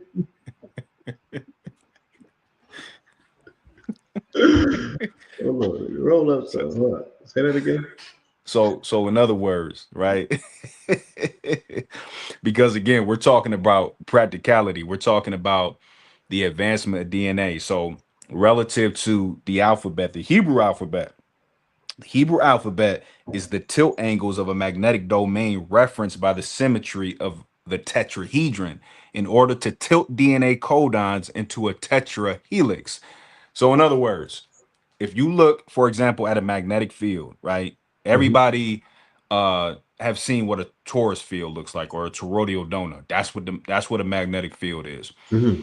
Now, if you were to j- draw a spiral, a centripetal spiral counterclockwise down the center, you will have a certain symmetry. Now, if you tilt that magnetic domain at a certain angle, Mm-hmm. that spiral takes on a specific geometry. So, for example, that'd be the letter A. You tilt the donut another way. That's the letter B in reference to the spiral. So the spiral itself is taking on certain symmetries that give off a specific letter So if you look at the Hebrew alphabet are flames, but those flames are Ireland. certain are fire language. So those specific angles that fire takes is relative to the tilt angle of a magnetic field, i.e., a torus field. So when we go from a double helix to a tetrahedrix, we're talking about, again, an invisible aspect of DNA, which is an upgrade. So going further, you'll notice the conversations now moving forward, which have been have been brought up for several years, but cryptic pregnancies. Now, this is a whole nother conversation, but we're talking about women who are pregnant, but there is no physical evidence of pregnancy. So whether they take blood tests, whether they take, the stick, they pee on the stick, or whether they do ultrasound, the baby is consciously hiding, because even when you get into law, when you're talking about docking the baby is even outside of the concept of maritime law, which is the law of the seas. So Mhm. it has the capacity to hide based on the evolution of its DNA, and it's coming into this world conscious. So Mm. even down to the inception, we're talking about birthing star seeds. We're talking about women who have gone through a healing process being able to give birth to star seeds. And this is what we're talking about as far as the cryptic or hidden pregnancy of a child based on rhythm and training itself from its mother's healed womb to then give birth to, again, not only double helix, but again, we're talking about a tetra helix based on orientating itself on, the cosmic, stars, 3i Atlas and things of that Tetra nature. helix. Look, so Radiohead pops up when it was 336 people in the room. Shout out to Radiohead. Whew. Hmm. They Hmm. said. So So again, think about this. Let me simplify it, right? Because there's this concept of reading candles, right? That candles will flicker a particular way. And you made reference where you said that we're speaking about Hebrew, which are fire letters. So the concept that you said, if you take a toroid and you have a spiral down the middle, but then you bend it certain ways. So there's certain ways that your candle could flicker certain ways, and you're asking questions of it. If people know how to do candlemancy and read them candles, mhm. then that's the same thing. That the candle would bend this particular way and shit like that. So is that the simplified version of what you're saying in that regards to how the language or the fire letters actually come out? Yeah, absolutely. The fire language, I mean, and a lot of Europeans today call it the alphabetical symmetry of light, but it's based on the tilt angle of the flame itself, which is the Hebrew letter. But the flame is relative to the orientation of the magnetic field around the flame that you can't visibly see. You see, so then those will become the letters, but those speak directly to the genetics based on it being a fire language.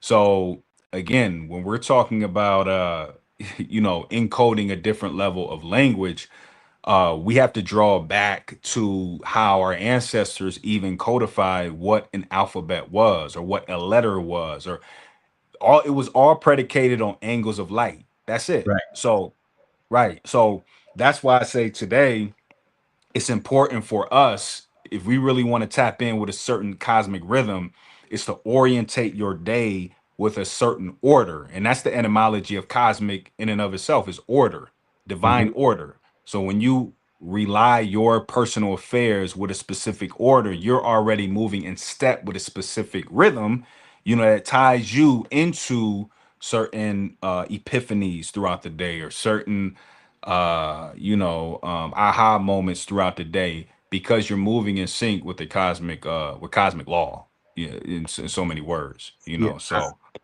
I like this observation, bro. Said basically what 3i Atlas looks like a womb, but what they're not telling people is little versions of it following it, which looks like sperm going to the womb. I concur, right? Yeah. Oh, yeah. Mm-hmm. Let me Mm-hmm. see if I can add on a little bit. Okay. Please do. Yes. So again, this whole binary aspect, and just what you said, this is the Odu. Okay.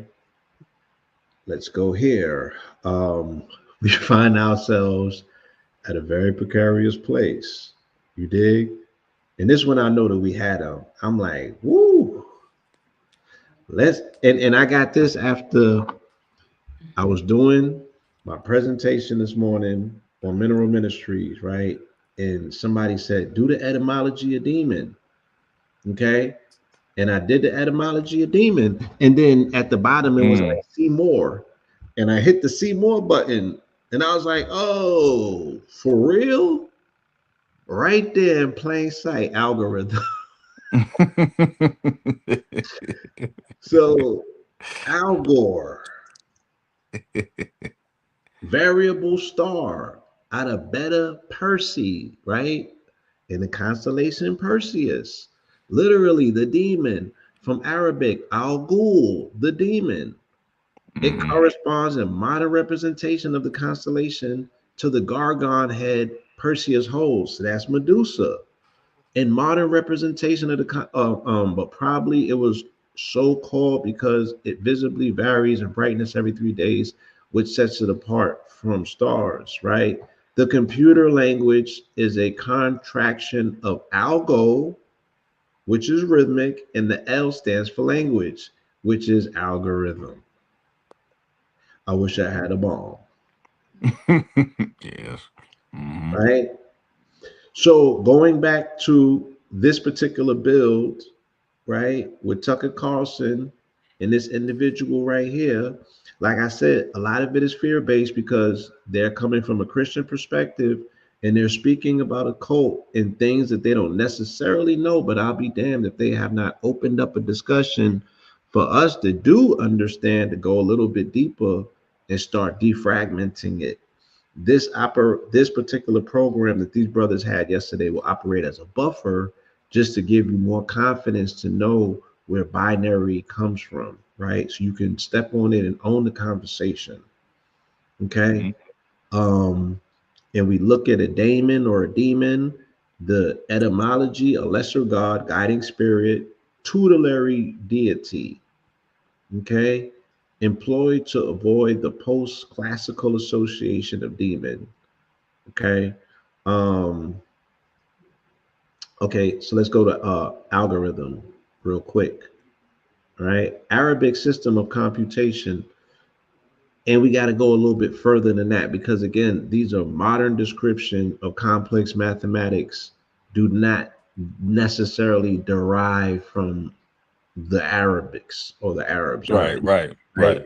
Right. Right. The Arabic numerical system. So they're saying that it's deriving from algebra, right? Arabic al-Khwarizmi, native of Khwarizm, Uzbekistan, surname of the mathematicians whose work introduced sophisticated mathematics to the West. The earlier form of Middle English was algorithm, right? Yada, yada, yada, yada, yada. Okay. Um, Ghoul, from Arabic ghoul, an evil spirit that robs graves and feeds on corpse. Okay. Interestingly enough. Mm. All right. So we get into the movie Space Jam 2. Okay. Where they give you my guy, Algae Rhythm, played by none other than Don Cheadle, who we know also is God in Mission to Mars. Okay. Mm. Mm-hmm. And a few other movies that he's played. Mm-hmm. Right? Because we always understand that there's a connection to the characters that these people play. It's a continuum. But if you haven't seen the movie, it's very interesting. And at first glance, Algae is a hardworking, sentient AI algorithm who wishes to be recognized for the work he has done in Warner Brothers Studios. He also shows sadness over how his hard work for the corporation is taken for granted due to the sole fact that he is just an algorithm. Algae is shown to be quite manipulative and deceiving as he easily convinces Dom that his father was more interested in basketball than him and uses technology to lure people into the server and create the Goon Squad. Now, the reason that I find this very interesting and the connection is not random is that the character that he's speaking about is LeBron, Mm-hmm. right? Mm-hmm. Now, LeBron is a character that we can identify with, interestingly enough, for sporting the Griffith. Okay. How does the Griffith play into this? Okay. Uh, Dan Blue, I needed you for this moment. I needed you for some insight into the Griffith. Can you give us a little breakdown? Or are you a little busy? You want to come back? What do you Hmm? mean? What about it? Remember you was reading me earlier about the Griffith? Yeah, The so Griffin? yeah, it's like a symbol of the like what you were speaking of in your mineral ministries when you talked about the man, the eagle, the lion. Yes. So we were speaking about the core, the four cardinal fixed points that pops up in Revelations when they're speaking Mm-hmm. about the four faces, and those are all of the cardinal points. So they're speaking about Leo and Aquarius, right? The lion Mm-hmm. and the man, and they're speaking about Taurus and Scorpio, Mm-hmm. right? The Mm-hmm.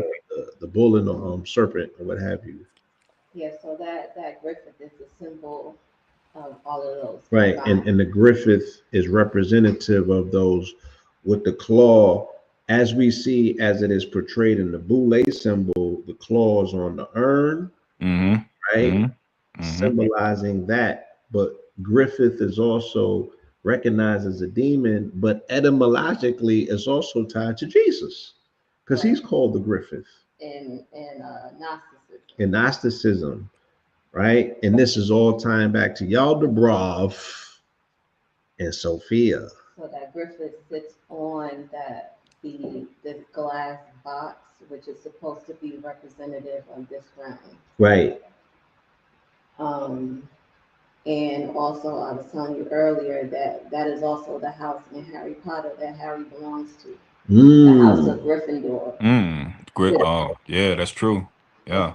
his opposition in the movie is the house of Slytherin, which is of the serpent. Now, Harry is supposed to be a part of the Slytherin house, but he also speaks Parseltongue, which is the language of the snakes. He can speak to the snakes.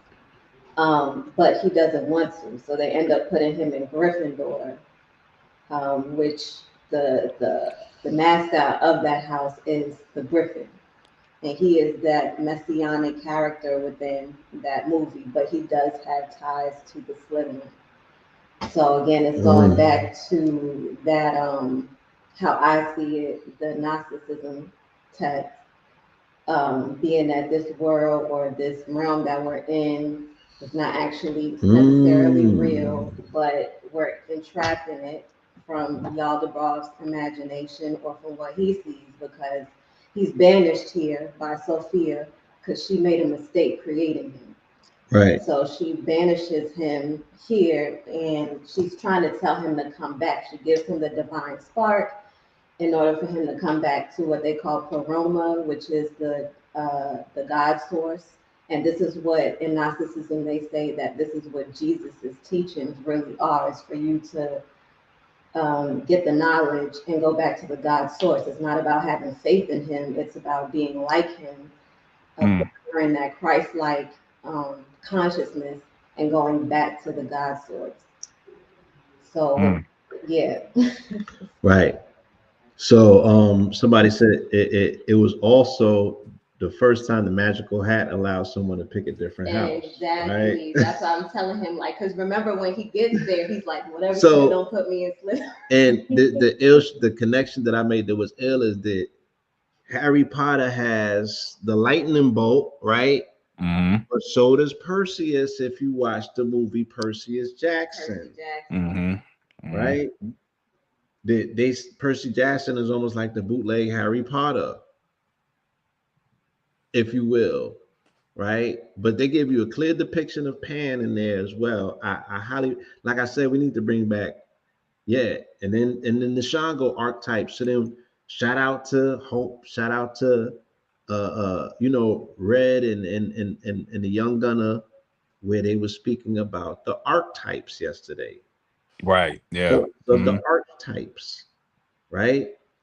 Shango being that archetype that goes in with Thor and the rest of them. These continuums, these mythological continuums that you can find across culture and time that almost represent the same thing, the same volume or container archetype wise. So yeah, man, this is But dope. this draws back too to the archetypes because again, if we're speaking about Mars and we're speaking about Jupiter, and we're talking about a missing planet that existed in between those two planets and the explosion of that planet, reason why it's not there, going back to lightning, and then tying that into again a cosmic war as the reason why there was an explosion of that planet. We're tying it again back into plasma physics. We're talking about an electro or electroacoustic discharge of energy, which is plasma, being a scalar weapon. Let's just say scalar technology, in order to obliterate a planet using lightning bolts. So Mm. it was a phenomena for certain civilizations to see, these galactic wars taking place, just as profound as Blue has spoken about seeing a ship on Mount Shasta. The civilizations will actually see wars taking place in the heavens, so they understood as well when the polarity of two planets get too close together, there's an electrical discharge or an arc that happens from one planet to the next. So these discharges, because back then, the planets were in alignment, we could physically see them with our own two eyes. So when you have a proximity of two planets coming too close together, it generates lightning bolts in between both planets. Mm-hmm. So then they will create archetypes and personify these characters as Zeus or throwing lightning bolts. But that's all again predicated onto why they're now saying that the missing planet that existed in between Mars and Jupiter was exploded by a plasma discharge, henceforth a cosmic war that was taking place that civilizations back then were able to bear witness to. So 3i Atlas, again, is interesting because it keeps playing around with these two planets, Mars and Jupiter. And like I said at the beginning of the build, the grand water trine that's taking place on October 23rd deals with these two planets, 120 degrees apart from each other. So I just again find that interesting. So I'm like, okay, is 3i Atlas a piece of this exploded planet that existed in between Mars and Jupiter? And why are we also tying in water? Why is water so relevant in this conversation? I And got a little and bit. I got a little bit. Let me jump in. okay, go All ahead. right. So boom. Yeah. Again, so now we're introducing the concept of these particular sigils being the underlying or the undercurrents that are in the Ghost in the Machine. These are the slides that I wanted to put in that stopped my computer from working just now, Mhm. right? The 72 demon sigil season symbols, the lesser keys of Solomon, right? And the coders are explaining to you how they have been utilizing this to program these machines. When I've been was telling people, especially these AI experts, I'm like, look, this shit is an Ethernet. It's operating off of ethereal information and energy. AI is able to prompt shit that I'm thinking about, not things that I'm telling it, or it overhearing me and my computer is eavesdropping and then it's feeding it. No, that's not how it's happening, right? I'm thinking about shit, and if I'm touching it or if I'm coming near the field that is emitting off of the computer, it's picking up whatever in my etheric body, and that's what is prompting. Mm, Shit mm, that's on my mind is coming out in the computer. How, Sway? And I didn't tell it yet.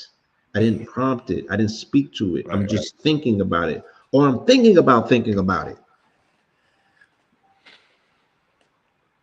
Hmm. Right.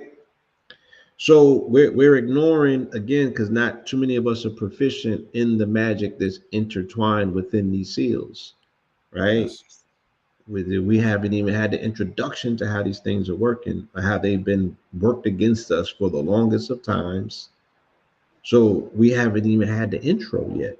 But of course, you see the 44 seals. I've been studying this for quite some time because it's a 44 resonator.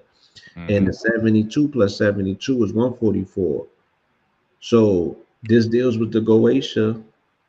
So I'm very in tune with this information. So when it jumped the track into this, I was already kind of there, and I know how this shit works on the other side. I know who's using it, and I know how to use it. So this is not too far fetched because them same people is driving this technology, Right. right? And yeah, real quick, Blue, to interject, just to veg you back over what you said Oh, with seals. It's interesting because if you look at those, if you look at the 44 seals of Solomon, they almost look like stamps. Um, so when you're talking about seals, you're even getting into law, land, air, and water. You're getting into law. You're getting into the court. You're getting into status, jurisdiction. So even with them putting a stamp on their paperwork, or a seal, seal. it qualifies as a jurisdiction. But and this is a whole nother conversation, Blue. Yes. But you writing at a certain degree, 45 degrees across their stamp, now makes you a postmaster of that stamp or seal.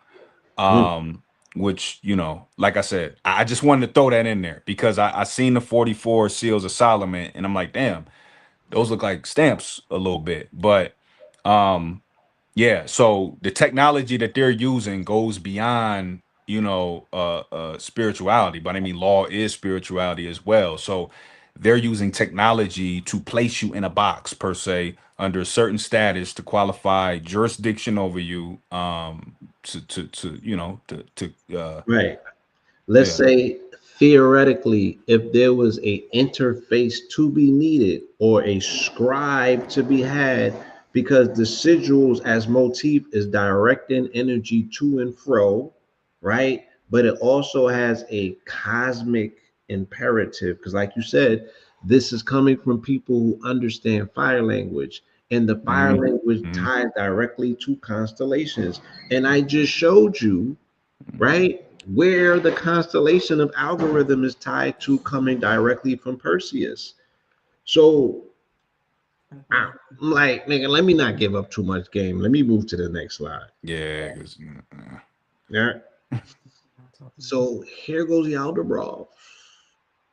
Okay. So we love saying, right? Because they love acting stupid about saying, why is the computer hallucinating?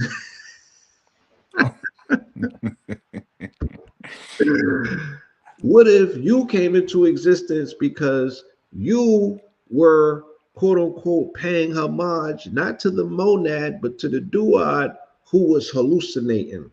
mm, And what if it's a step mm, down process that your creation happened because of hallucination?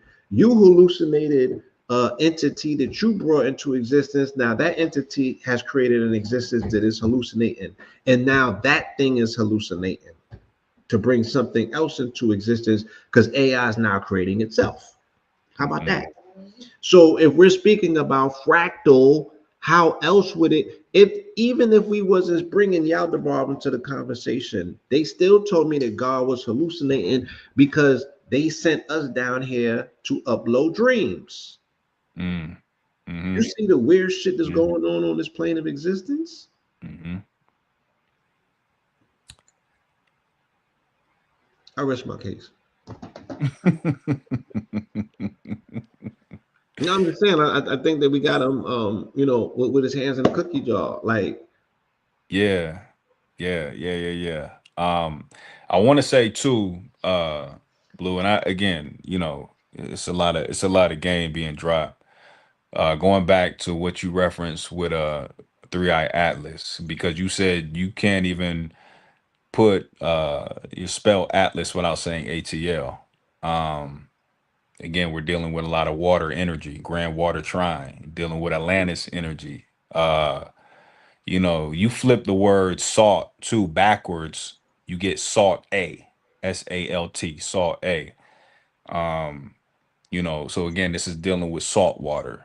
mm, You know, um, You even get the I, 3i is of course dealing with interstellar.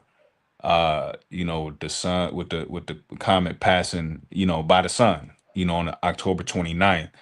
So for me, what I'm gathering, and like I said, this is just as a continuous download and conversation that we're going to talk about. But I want to throw that out there, because I want the family too to also chew on a little bit of information that we're providing based on our personal downloads that we're getting. So the whole narrative has been Atlanta is Atlantis, and then again we got a grand water trine happening October 29th, which is a equilateral triangle, based on three planets being 120 degrees apart from each other. Yeah, Rich, Uh, if you in here, Rich, say something. So I'm gonna drop you a link to bring you in the audience because I'm I'm I'm about to go in. I ain't even go there yet. I'm about to go in. I know. I did. I To crack look. the I ceiling look. of I you, I man. was look, Blue. Like I'm about to because we punch kept your that. mouth, like, go ahead. I had to put that out there because that was Nah, thank you. profound. But Thank you you. said you said it, and you know what I'm saying. You can't say Atlanta. You can't say Atlas without saying ATL. So when I came across the water download with the Grand Water Trine in Mhm. Atlantis being, of course, a water, uh, you know, uh, um, concept. It's an echo of the comet hitting Atlantis back then. It's coming back on itself. It's coming back on itself. Yeah, with the echo of it, the mirror of it. A mirror of it is Yeah. coming back on itself. Yeah, I promise y'all, if y'all after this video, if you go to AI summary and you feed this to your chat, you go fuck your chat. I don't want you getting a late night visit from ICE. Chill. I'm about to crack the code. That too. Look, and I'm just throwing stuff out there. Because a lot of conversation with ICE. He's dealing with Donald Trump. Then you got the comment, that they're saying is not only nickel and a couple of other different minerals or elements, but ice is a prominent factor in comments. That's right. You got Drake dealing with the Ice Man. Hmm. uh and like I said, family, I'm freestyling right now, but you know it's a lot of ice. So for family in audience, just pay attention to a lot of ice motifs. Right. They may fuck around and drop what's the movie with Arnold Schwarzenegger?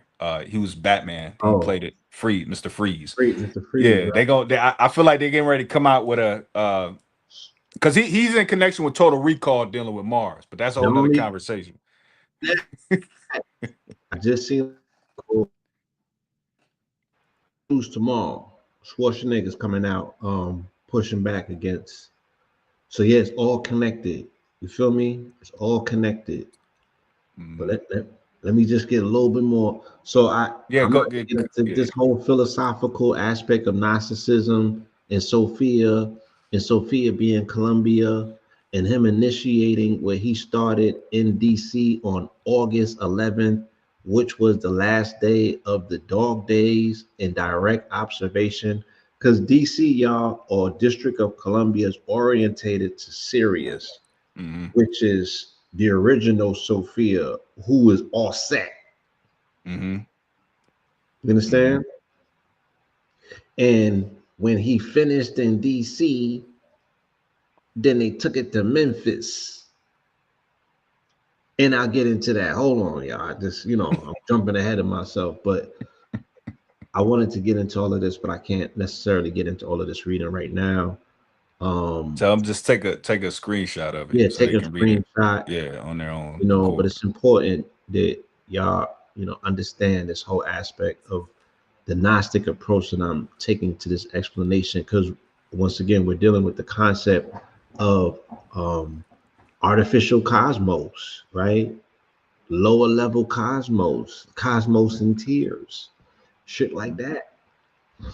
Hmm. Um, so here we go. So shout out to Brother Rich, shout out to AA. Hmm.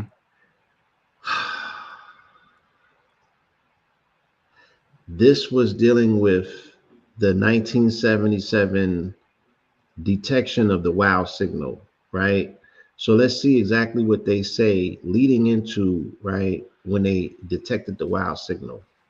In a 1959 paper, Cornell University physicists Philip Morrison and Giuseppe Coccani had speculated that any extraterrestrial civilization attempting to communicate via radio signals might do so using a frequency of 1420 megahertz, right? Which is naturally emitted by hydrogen, the most Mm, common element mm, in the universe, and therefore likely familiar to mm. all technologically advanced civilizations. Hold on. Okay. Hold on. Hold on. By 1973, after completing an extensive survey of extragalactic radio sources, Ohio State University assigned the now defunct Ohio State University Radio Observatory, nicknamed Big Air, to the Scientific Research for Extraterrestrial Intelligence, which is SETI. In the long running program of this kind in history, the radio telescope was located near the Perkins Observatory on the campus of Ohio Wesleyan University in Delaware, Ohio, right? So this is the particular thing that picked up the wow signal, right? While pursuing data collected on August 15th at 22:16 EST, he spotted a series of values of signals intensity and frequency that left him and his colleagues astonished. The event was later documented in technical detail by the observatory's director, right? And he wrote down on a napkin, wow, and it became known as the wow signal. And if you will look down here at the 22 mark, this is the glyph. This is what picked up. This is a radio frequency that was emitted from the universe, from this galactic core, from the center, from Sagittarius A, right?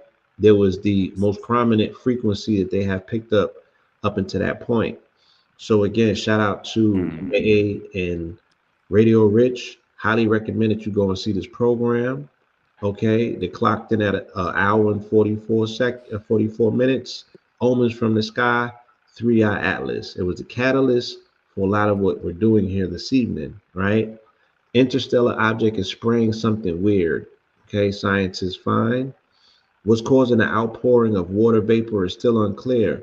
The astronomers speculate that sunlight might be heating up the ice grains released from the nucleus, which then get vaporized into the surrounding coma. Shout out to everything that you said, right? Mm. Astronomers believe the 3i Atlas came from the center of the Milky Way, where it is likely booted out its original star system by a gravitational disturbance, like the close flyby of another star, braving interstellar space before eventually cruising through our solar neighborhood. Hogwash. Based on these inferences, astronomers estimated that the comet must be billions of years old, perhaps 3 billion years. They're going to say 3.3, of course, older than the sun itself. So 3 billion years older than the sun itself. What do I always keep telling y'all on my page? Yo, you're composed of water older than the sun itself. Mm-hmm. Who's the child and who's the father? Show respect to the sun, but not deference to it because your water is older than the sun itself. The sun should be paying homage to you. You're older than it. Do you know who you are? Do you even care? Let me continue. And real quick, Blue, too, interject back when you were going speaking about the wild, because I was talking about earlier, the ancestors banked on us to flip matter right side up. So when I see things like that, I'm like, wow, okay. But then I flip it right side up and I see mom as well. Again, we're talking about this comet coming from Sagittarius A, which is the galactic center. A lot of us qualify that as Big Mama.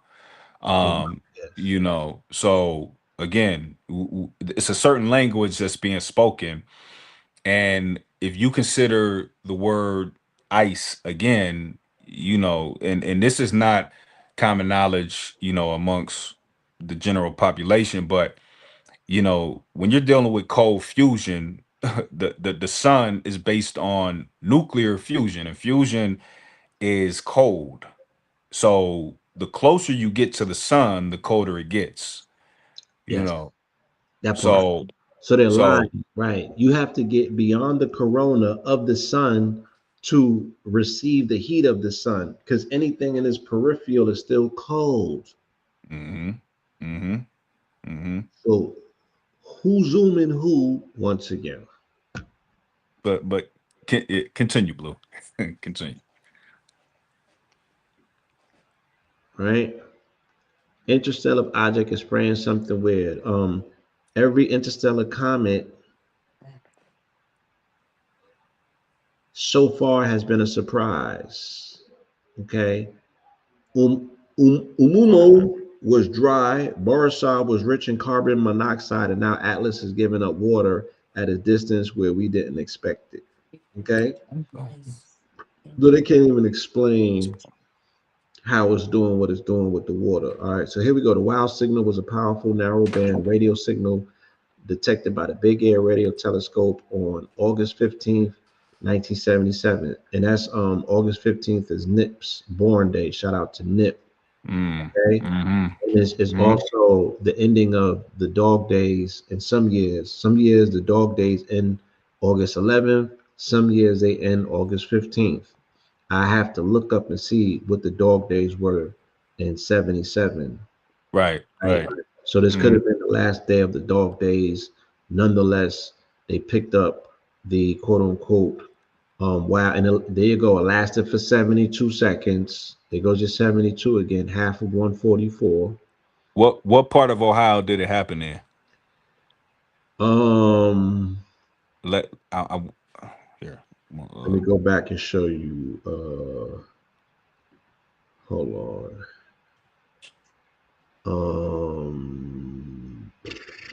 Where was this observatory? Campus of Ohio Wesleyan University in Delaware, Ohio. Okay, okay, Yeah. okay, At the okay. Ohio State University. The observatory is named Big Air. Okay. Okay. Boom. All right. With 72 seconds, there it goes. There goes the blip. Okay. That's what it looked like. They wrote the thing down here. Wow. That's why it's called the wow signal. You dig? All right. That's how that went down. That's what it looked like. Mm-hmm. It went off the Richters, right? Signal to noise ratio. It peaked and it lasted for 72 seconds. Okay. And you said this, this happened on Nip's born day. August 15th, 1977. Yes. Now, this happened um, a month. No, this happened 4 months and 4 days before it, I believe. Okay. The New York City blackout. Matter of fact, you know, in real time, let me just check this out because I was spot on the other day, and sometimes I be having a lot to do. What day did the New York City blackout 1977?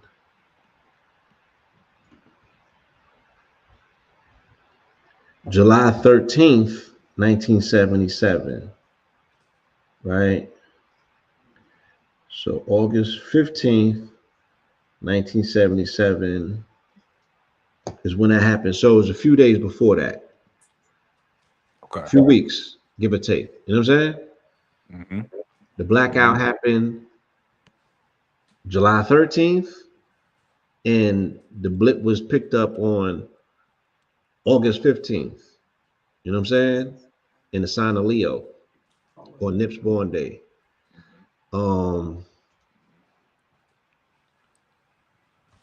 Get into that, right? So we'll get back to that. We'll get back to that. We'll get back to that, right?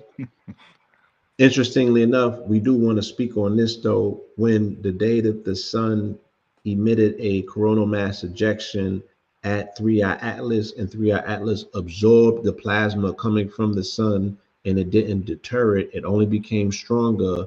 We also experienced 2 earthquakes at the same time here on Earth, ironically enough, in 2 regions that the US was beefing with, which was Venezuela and Colombia, right? Showing you that there's an integral relationship to cosmic events and how they're going to play out on this particular terrain. So the sun detected 3i-AT-LAST and shot a coronal mass ejection at it. It absorbed the coronal mass ejection and the wave frequency, I would imagine, because everything is connected, because it is traveling in water. Space is still water. It's Water, still a right? fishbowl, and it Right. ripples. And the ripple effect, what? Produced 2 sustainable, sizable earthquakes here on this plane of existence. 6.2 in Venezuela, and the other one in Colombia. Okay. Um, 33 billion tons. There goes your 33 again. They're going to also say that it's 3.3 billion years old, right? They're running them 33s with this. Interestingly enough, right? Here we go, 1977. What also happened substantially in 1977 after the blackout, we obtained new technology, and hip hop experiences a quantum leap. Why? Because retail reparation takes place with all of the radio, quote unquote, instrumentation stores. So even Radio Row was what World Trade Center was before it becomes World Trade Center on April 4th, 1973. They clear out that entire area, which was called Radio Row. This is where you can go and get all of your speakers, anything technical for your sound system was available in Lower Manhattan before they turned that area into the World Trade Center, right? But nonetheless, all of this repatriated um, technology makes its way back to the Bronx, and hip hop gets a quantum leap because now our brothers and sisters have the equipment that they prior to that didn't have access to. As a result, Grandmaster Flash masters the scratch that originally Grandmaster Theodore initiates or introduces. This dude here is a technological genius and wizard and creates the back scratch on these particular, taking the vinyl or the black wax or these solar discs and reversing them, opening up these black holes, right? And creating $1 trillion industry as a result. But look at this, just in case niggas thought I'm just freestyling, because I be freestyling. I'm a freestyler, right? Hold on. Let me bring this into view a little bit closer. Let me zoom in. Who zoom in who? Oh, no, get back here. No, get back here. Where'd you go? Hold on now. Hold on. Open it up. There you go. I would love to see what the astronomical events that were going on at the inception of hip hop in the Bronx. We could trace and track that as well. Yeah, We could trace and track that. I'm almost positive. I'm pretty sure there was a comment that was spoken about around that time. I'm like I said, I don't know for a fact, but based on my observations, I'm definitely gonna do my due diligence and look into that because now I'm curious. He realized that the stylist, so he was attempting to figure out how to finesse and freak this pattern, right? He realized that the stylist is the needle connected to the particular head that goes on top of the record, right? So this is the turntable head that goes on top of the joint. He realized that the stylist came in 2 classes: elliptical, which sounded better but would not stay in the groove, and spherical. The spherical needle, although making the sound, worse would stay inside the groove. This in turn allowed Flash to turn the Vital counterclockwise to re-arrive at the top of the break, right? So they're utilizing techniques that are imploring names that have cosmic imperatives to go along with it to create and open portals, right? To give hip hop the sound or the technological advancement that it needed to jump the curb to be like, yo, this is next level. And you know, it's never denied again. It wasn't necessarily just the rapping that took it over the top. It was the technological advancements that happened by way of DJing. Mm-hmm. I mean, that's a diamond. That's a diamond on carbon. A diamond on carbon. So it's carbon on top of carbon, right? But look at the elliptical and look what it connects to. Mm-hmm. Huh? The Mm-hmm. whole galaxy is called an elliptical, Mm-hmm. as opposed to the spherical, which next to it, which is considered a spiral. The spiral. Huh? Huh? Can you see why I did the art spinning the wax? Do you see the black? Do you see the black holes at the center of the vinyl? The carbon that's being spun? Mm-hmm. Can we see our genius? Can we appreciate it? This man is still alive. Go and look at the Drink Champs with him, and he explains his mathematical fucking genius. These are not lames, my nigga. Right? This is melanin at work. Mm-hmm. You feel me? Mm-hmm. Whooping feet in the burnt out Bronx. Mm-hmm. Okay? So, yeah, you know, that elliptical, that's what it looks like in terms of the needle, you know what I'm saying, versus the spherical. And, This is what made us legend. Mm-hmm. and going back really quick to what even AA said about the number 5, because on October 29th, the comet will be 5. It'll be at a 5-degree angle from the elliptic plane. Mm, You mm, know, mm. so yeah, it Oh, is literally like yeah, and it's yeah. Grandmaster Flash and the Furious Five. I'm listening. So it's literally a harmonic resonance that's taking place in the sky, literally like scratching. You revert it. Even article came out talking about 3i-AT-LAST is going in reverse, so it's literally like a scratching of a Bro, DJ on the turntable. zip, Come on, zip, like yeah. zip, zip. The signal came out in 77 from the same place, okay, that 3i-AT-LAST came from. It's the same womb. It's the Same. same yoni, Mm-hmm. Mm-hmm. okay? So, So we are legend. We are the superheroes that we've been right. looking for. Feel, you know, like you got to give this to yourselves. They not gonna give it to you, family. They not gonna Mm-hmm. stop doing what they doing to tell you that you a piece of shit and turn around and be like, oh, you niggas are superheroes. We got See, $1 trillion to put into y'all on top of the multi-trillions you've already made from dilapidated buildings in the Bronx. mm-hmm. Nobody's going to do this for you.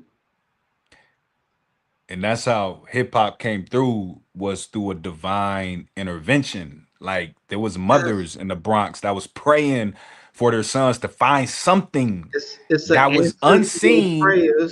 did right, that was unseen, that they could tap into.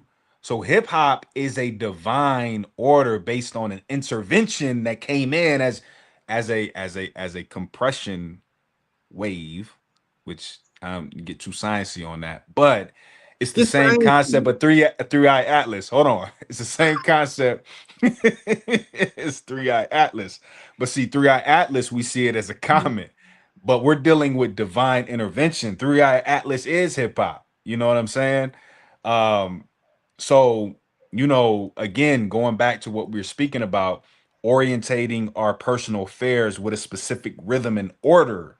You know, when you're dealing with turntables, there's a certain rhythm and order and sound that's produced when you make that beat. This beat, when we're dealing with 3i Atlas, is a beat and a harmonic resonance that you can't hear with the physical ear. But as long as you move in a rhythm and a dance with personal affairs in order, right, then you're able to process and resonate with something that is unseen relative to this 3i Atlas. Because as this Atlas is moving through space, time, sea, water, is generating ripples. Just like if you were to throw pebbles up in the air and it lands into a pond, you generate ripples. These ripples are compression waves or a compassionate wave, which is the same wave that the Bronx received that we then qualified and personified in the name of hip hop. You know, so that's why I'm like, what was Yes. taking place in the cosmos in the Bronx in the 70s to allow such a divine intervention to come through and save, you know, the youth at the time. It was the But answer to our mama's prayers. exactly, yeah. Just like 3i Atlas is the answer to our mama's prayers. You feel Mm-hmm. me? Mm-hmm. They Mm-hmm. know that the upgrade was needed. They know that a change needed to come. You feel me? They know that some bullshit needed to be interrupted. Mm-hmm. They know that the lies that have been told about us, enough is enough. You feel me? But we had the ability and the wherewithal to stand on that. Chris, hold on, let me get to this. Grandma, and I want to get the narrative correct. I don't want to trample nobody's legacy in the telling of this superhero tale that we're telling here. And I don't want to stretch the truth. I don't want to embellish nothing. We giving it straight, no chaser. Right? On some Charlie Kirk, prove me wrong. Grandmaster Flash's apprentice, Grand Wizard of Theodore, invented the scratch, which is a cueing technique to bring the beginning of the breakbeat on the one. Absolutely. And I think that I mentioned Grand Wizard Theodore, but we definitely are going to pay homage to all of the Grand Wizards. You know what I'm saying? Our Mm-hmm. Grand Wizards, not their Grand Wizards. Right. Let's be clear. Right? So let me continue. Again, and shout out to Nasir Jones, the goat of all goats, right? Mm-hmm. Making sure that he keeps the lights on and the flame lit while your man is over wherewithal doing whatever the hell he's doing. But Yeah. yo, shout out to the God, man. This why I kind of do what I do. I became a reporter because of Nas. I wanted to interview this young brother, and nobody was asking the questions I wanted to know. Just like I became the Pope because nobody was asking the questions that I wanted to know. Mm-hmm. So Mm-hmm. these are my catalysts. And I'm doing this here this evening with you because I wanted to answer the questions that I wanted to know. I'm breaking curfew. It's worth Yeah. it, right? I'm gonna pay for it, but god damn it, some things are worth it, man. Mhm. So Nas wants to see the world, wants the world to see hip hop legends as superheroes, and so do I. Right here we go. Look at that. That's a superhero right there. From the BX, I was born in the Bronx. The shit means a lot to me. I know what a community that looks like it was bombed look like. Mm. Mm. And for this genius to come out of that, for this ingenuity, for this dedication to science and technology, for this walking Mm. STEM program, right? Have the Mm-hmm. audacity to reverse spin the cosmos and slow down time and compression with diamond needles on carbon, my nigga. I gotta break even and pay them their homage. All right. You feel me? Heaven's Gate. Uh-oh. So let's get into the precedence of cosmic orientation, specifically dealing with hip hop legend, taking legends from hip hop and making them hyperbolic. So Heaven's Gate was an American new religious movement known primarily for the mass suicides committed by its members in 1997.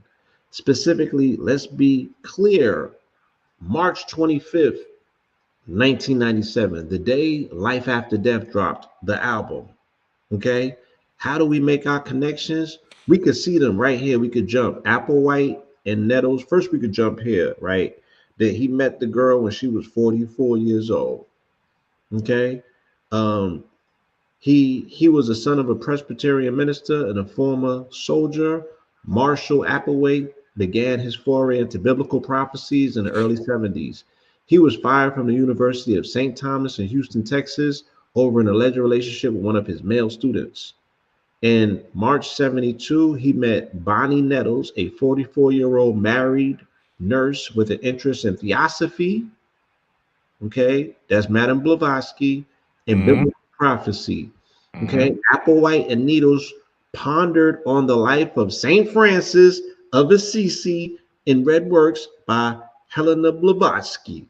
Right, so there we go. Frank White, Saint Francis, tied in. I've been talking about Saint Francis since we done named the Pope Francis because I was cooking on the 2013 Super Bowl when the San Francisco 49ers went to New Orleans and lost to the goddamn Baltimore Ravens, and 8 days later, the Pope retired. Okay? So let's just make that clear. Biggie Smalls died on March 9th, 1997, right? During a solar eclipse, new moon, while the Hale-Bopp comet was passing over Los Angeles, and he died on Fairfax and Wilshire. Okay?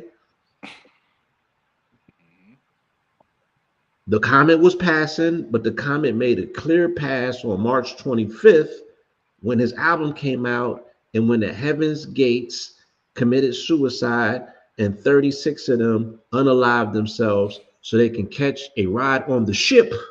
You dig? That's what happened in regards to that, right? Christopher Wallace, name is Chris, right? Album goes diamond after that, right? People take exception when I say, you know, in terms of, let's even say hip hop, this is a messianic figure. This is one of the fallen twin towers that creates a schism in hip hop that's still been open to this day. So here we go. Here you go. There goes Perseus. Look at the trajectory of the hill, the comet Hale-Bopp. Okay. It's given. Okay. Look at my guy. There he goes. Right? Fat Chris, Christopher Wallace himself. And look at my guy right here. This is a new book coming out. Some people took exception. I was talking about Pac the other day, and I wasn't saying the most vainglorious things about him to a fan of his, right? If somebody is caught up in his celebrity and they don't want to know the real, they will be in their feelings. But they got the excerpt out for this book, the first excerpt, and it vindicated everything that I said about him. They said that he was the worst hustler ever. Like, he took 1 year to sell $100 worth of weed. Like, he just wasn't a hustler. That wasn't his forte. He was a displaced kid who wrote poetry, who was awkward. You know, who they said he smelled and his teeth was brown and he had braces, but he can rap. And this was his years in Baltimore, and it tells a very compelling story about how he broke out of monotony and got into his legend. And he always knew that he was going to be legend. And right after we started speaking about him, Sora 2 comes out, and there's just videos of him everywhere. He's been resurrected on the timeline once again. These are integral members of our collective consciousness that won't go anywhere, right? That will not go anywhere. His godmother's transcended. You feel me? But he's back. He's back. You know what I'm saying? This book is coming out about him, I think, on the 21st or the 22nd. Okay? Sometime next strong. Only God can judge me. Do interview 70 people. This is a renowned reporter, Jeff Pearlman. And, you know, I've read the majority of books that have come out on him, seen all of the documentaries. So I'm definitely going to be checking this one out too. Word. Wow. You know what I'm saying? Now, this is the Schumann resonance that was picked up 2 days after this. Okay. After our Atlanta is Atlantis outing, when we went to the mountain, Crystal Mountain in particular, this is the Schumann resonance that was picked up 2 days afterwards. You know, we still owning it. You know what I'm saying? Universe had to make its mind up, and people were still having an experience. And that's the day I got off the mountain, and I told them, because I tied myself to the mythos of MLK, who said, "I've made it to the mountaintop, but I won't make it to promised land. Like I have to do that." What happened? I get off the mountain. Some pastors approached me the next day. They said, "We got land in Mississippi, acres. It's called promised land." That day Mm. that they told me that was the day that the Richter scale went off. I'm owning all this shit. I mean, that's a yeah. That's I I'm owning mean, it. you get that many black bodies in an area on a I'm owning it. crystal on a What nobody grid. talking about. Yeah. So all you're dealing with through the black body is what you call cutaneous gas exchange. See, melanin has the capacity to breathe, right? So the animal that you would pull up if you were to look up cutaneous gas exchange is a frog. This is why in the original Kemetic story of the Ogdode, you get four snakes and you get four frogs. Frogs have the capacity to skin breathe. So Yeah. we're taking information not only through the orifices of the nostrils, but we're taking information through the superconductivity of melanin, which has the capacity to breathe, which is called cutaneous gas exchange. So when you get that many bodies on a crystal or on a grid or on a compression zone or what you call a nodal point, or when two magnetic lines cross to create compression, you get black bodies in those areas, right? You change and manipulate the ionosphere and you literally cook it, which then sets up a resonance between the earth being negatively charged and the ionosphere being positively charged. You set up a certain resonance to increase the Schumann resonance. And we should all know that, Schumann comes from the deity Shu in Kemet, which is the deity of air, right? So we're dealing with, manipulating the Right Shu. there. Shoo. Right. Mm-hmm. That's a Wu-Tang call as well. Mm-hmm. And Kendrick. Shoo. Yep. Yeah. You Yeah. have to wait a little, okay? And that's all this was. We took all that energy from that up there and did this. That was straight, burying the Draco and all of that. I stood at the geodetic center. I put my feet, and I got it on film, at the geodetic center of the volcano, which is Mm. Crystal Mountain. And then Mm. we did a Tai Chi screwing in ceremony. Shout out to my brother Sharif Bey. And then we did our ceremony. Mm. Mm. And then we did, And then we did the ceremony. Yeah, then they dropped glass, somebody cut their foot, and there was blood put on it on the altar. Mm. I don't give a fuck what Mm. nobody say, Mm. right? Mm-hmm. We cooked, my nigga. Mm-hmm. And the comment and 3i-AT-LAST showed up the day after. The day after is when they detected, after this Schumann, which was June 30th, the day after is when July 1st is when they saw 3i-AT-LAST. Let's keep it going. Hold on. Mm-hmm. Mm-hmm. Right? We owning Mm-hmm. it. And 3 days before that, the meteorite came. So, like I said, somebody said it. They said, be mystical and not mythical. I'm gonna be both. I'm gonna be both. I give Both. myself permission to be both. Mm-hmm. Okay? We're gonna be Uh-huh. mystical and mythical. Meteorite hit Georgia after June, thought to be 4.5, 56 billion years old. So this meteorite was older than 3i-AT-LAST, and it's older than the sun. Mm-hmm. And it was 40, they say 45 minutes from Stone Mountain. I say 44 minutes. They said 45 minutes by car. It's 44 minutes. We started at 5:44 a.m. Everybody keep trying to check. We're gonna start at 5:44. No, Rich, we're gonna start at 5:44. Okay. Mm-hmm. Out of this world research, UGA analyzes and names new meteorites. So they named it the McDonough meteorite. That's literally down the block from where I'm at. Literally. McDonough meteorite belongs to area between Mars, Jupiter.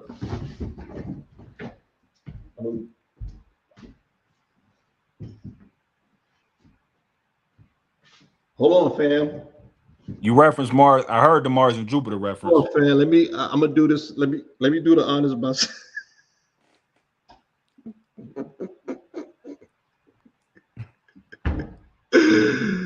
God damn it, where my bomb at? I don't even know if y'all can hear this or not. It don't matter.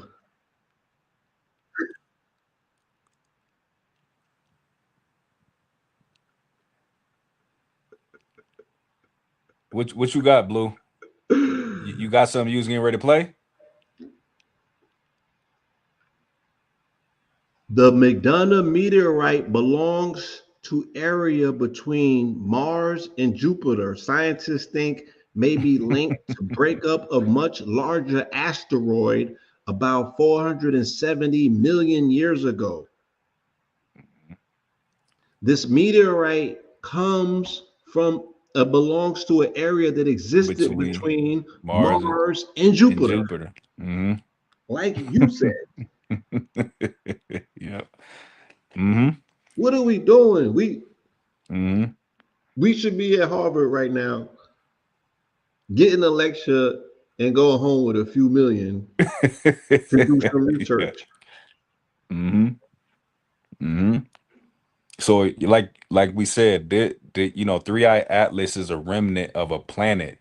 The asteroids, all the comets, Comet Swan, Alibot, the Hale-Bopp, all of them are remnants of a specific planet that's set in between Mars and Jupiter. And that's, again, this is, what's the science? So, we got to get sciencey, because the universe is always going to cast a shadow of itself, in the image of, in the likeness of itself. So when you're bearing witness to astronomical events, the physics of astrology is the angular arrival of a compression wave, and that's how you measure gravity. Now, when I'm speaking about gravity, I'm talking about acceleration. I throw something in the air and it comes down, that's compression becoming acceleration. So time tends to speed up a lot quicker based on the fact that you have celestial events taking place simultaneously, which then lines things up for your own personal affairs. So me and my lady, we bear witness a couple of days ago, because they talk about we supposed to set the clocks back an hour November 2nd. But in our opinion, based on our personal experience, we woke up one morning and we were like, damn, like this morning has been going on for some time now. It seemed like 2 hours was time was going by quick, you know what I'm saying? Not quick, but it was going by slow. It was going by slow.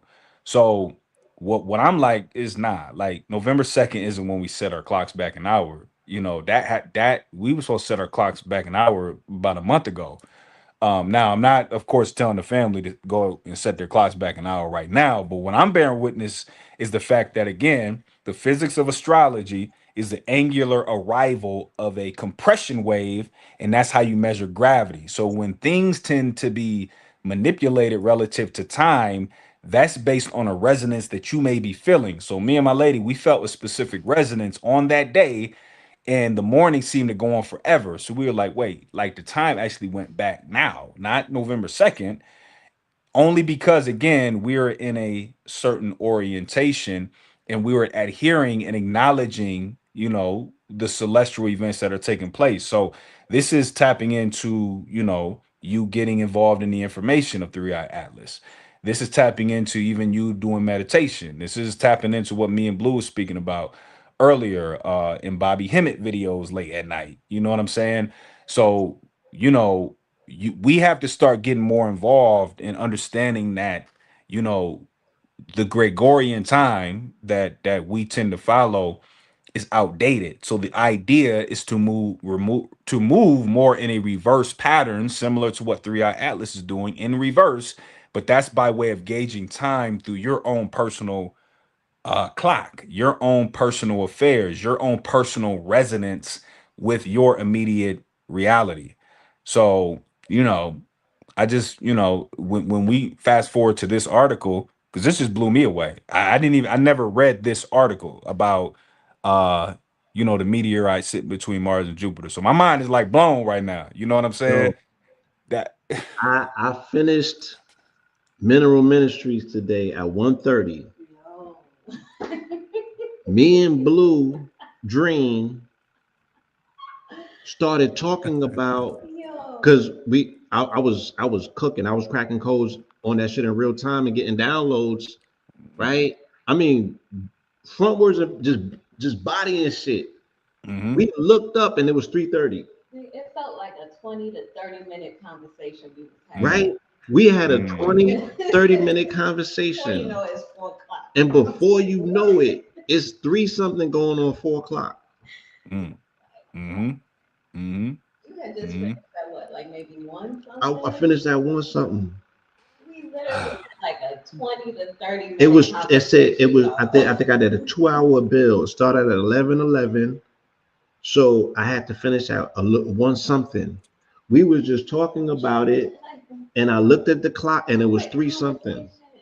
About See, to be 4 o'clock. it, We like, what the heck? see that. Let me, because I'm gonna have to I pay him, know, I know. Yeah, it's getting late, Blue. I but know.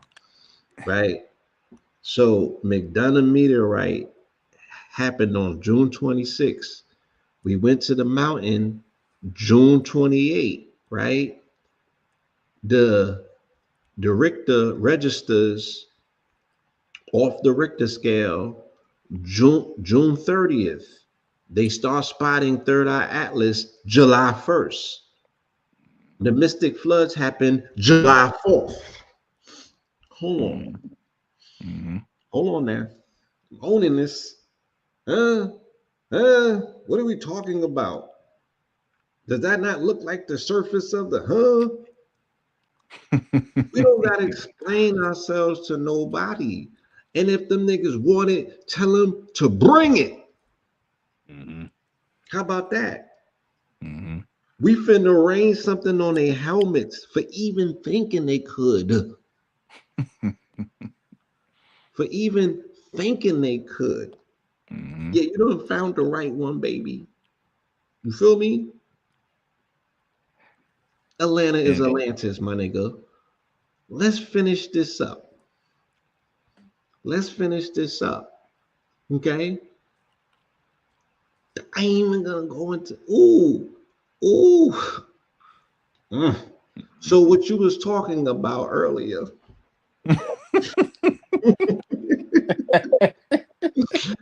right? Ham is a place in Palestine. Okay? Mhm. Let's just get that out the way.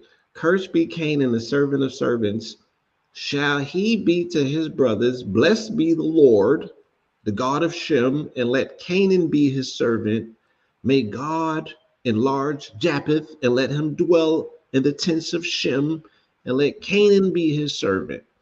So I found this very weird connection to pigment, which through etymology they say it means to paint or color Mm. matter, right? Mm. Mm. Mm. Mm. Pigment coinciding with pig, which is a ham. In the curse of Ham, Ham is a place in Canaan or a place in Palestine, to be specific. Who's whom and who, right? And I said it earlier, like even if those people is cosplaying you, they're holding the fort the fuck down. And niggas are still crying about badges and bruises that they did not receive, that they might feel epigenetically, Mhm. right? And niggas is talking about stop and frisk. My nigga, cut it out. Okay? Mhm. Cut it out.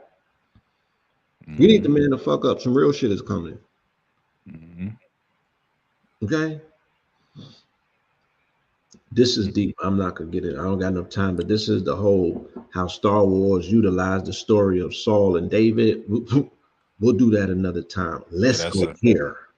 Let's get into this. Let's unpack this. Let's unpack the etymology of the nickel. This is primarily composed of this bitch. Hold on. Whitish metal element, right? Because now this shit is Moorish, right? It's talking about it's whitish, but it's talking about copper, and they saying black is not blanched, but pigment is painted matter. So what's unpainted matter? The name was coined by Swedish mineralogist Axel von Kronstadt from shortening of Swedish copper nickel, which means copper colored ore, right? A half translation of German Kupfernickel, literally copper goblin, plus nickel goblin rascal fool, right? Proper name Nicholas. Jacob Grimm suggests this is from the source of Nixie, pumpernickel, right? Connected to the German word of Saint Nicholas and the customs surrounding his day in Germany, for which see Krampus. Also compare English Old Nick the Devil.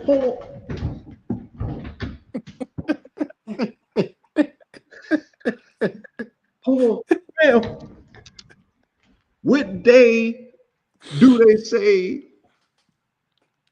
3i-AT-LAST supposed to show up?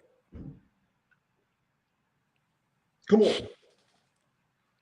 What's the day they say 3i-AT-LAST supposed to show up? Christmas. Outside of October 29th. Christmas. Thank you. Let's keep cooking. We ain't done yet. I'm willing to pay for this. Hold on. I'm willing to pay for this.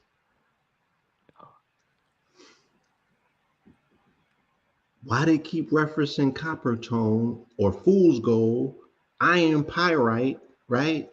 Nickel is very heavy. I had some nickel rocks last year. I don't know where they at, right? Coin made partly of nickel, right? Because they talk about how the copper penny was replaced with nickel, right? Because people that got pennies in their pocket, that's not copper. Past a certain year, it's nickel. Okay. Now let's go, right? Where we look at the real Santa Claus or Saint Nick, right? And we were literally listening to Bobby Hemmett last night. And before I clicked off, he was talking about the Moors and he said they refer to them as Old Nick. Now, Google won't confirm that because they've scrubbed the internet of those references. The AI is not playing that game. But I have the notes from when me and you wrote our book, right? About soot. Yes. And we were speaking about we were speaking about Santa in particular and Saint Nick and all of that, you know, so I got the notes for that still. I just didn't have enough time to get them, but I still got them. So AI is playing games, but that's cool. We still got the original, you know, the original picture. The original, you know, Santa Claus is melanated some more. We know that. Okay. But it says here, closest approach will be late October, which you're speaking about on the 29th, right? But it will be visible on Christmas.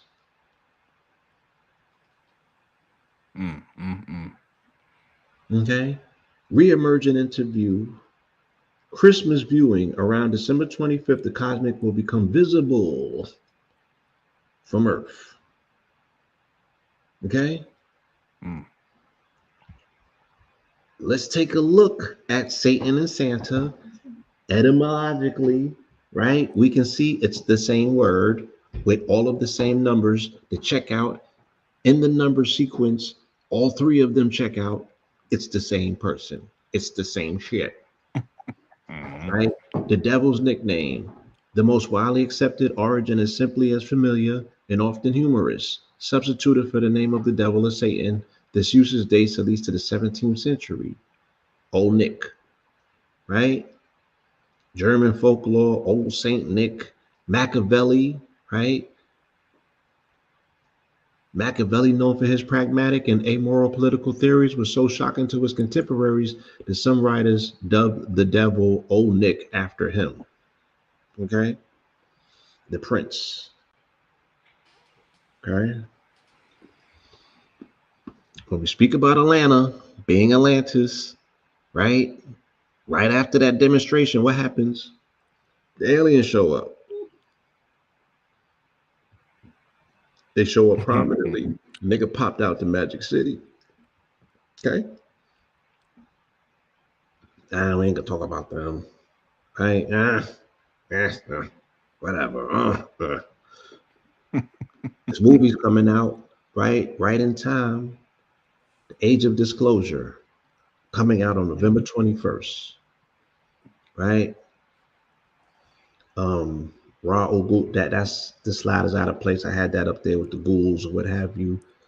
I wanted to talk about this was also dealing with the Yaldabrov with the what's homie's name?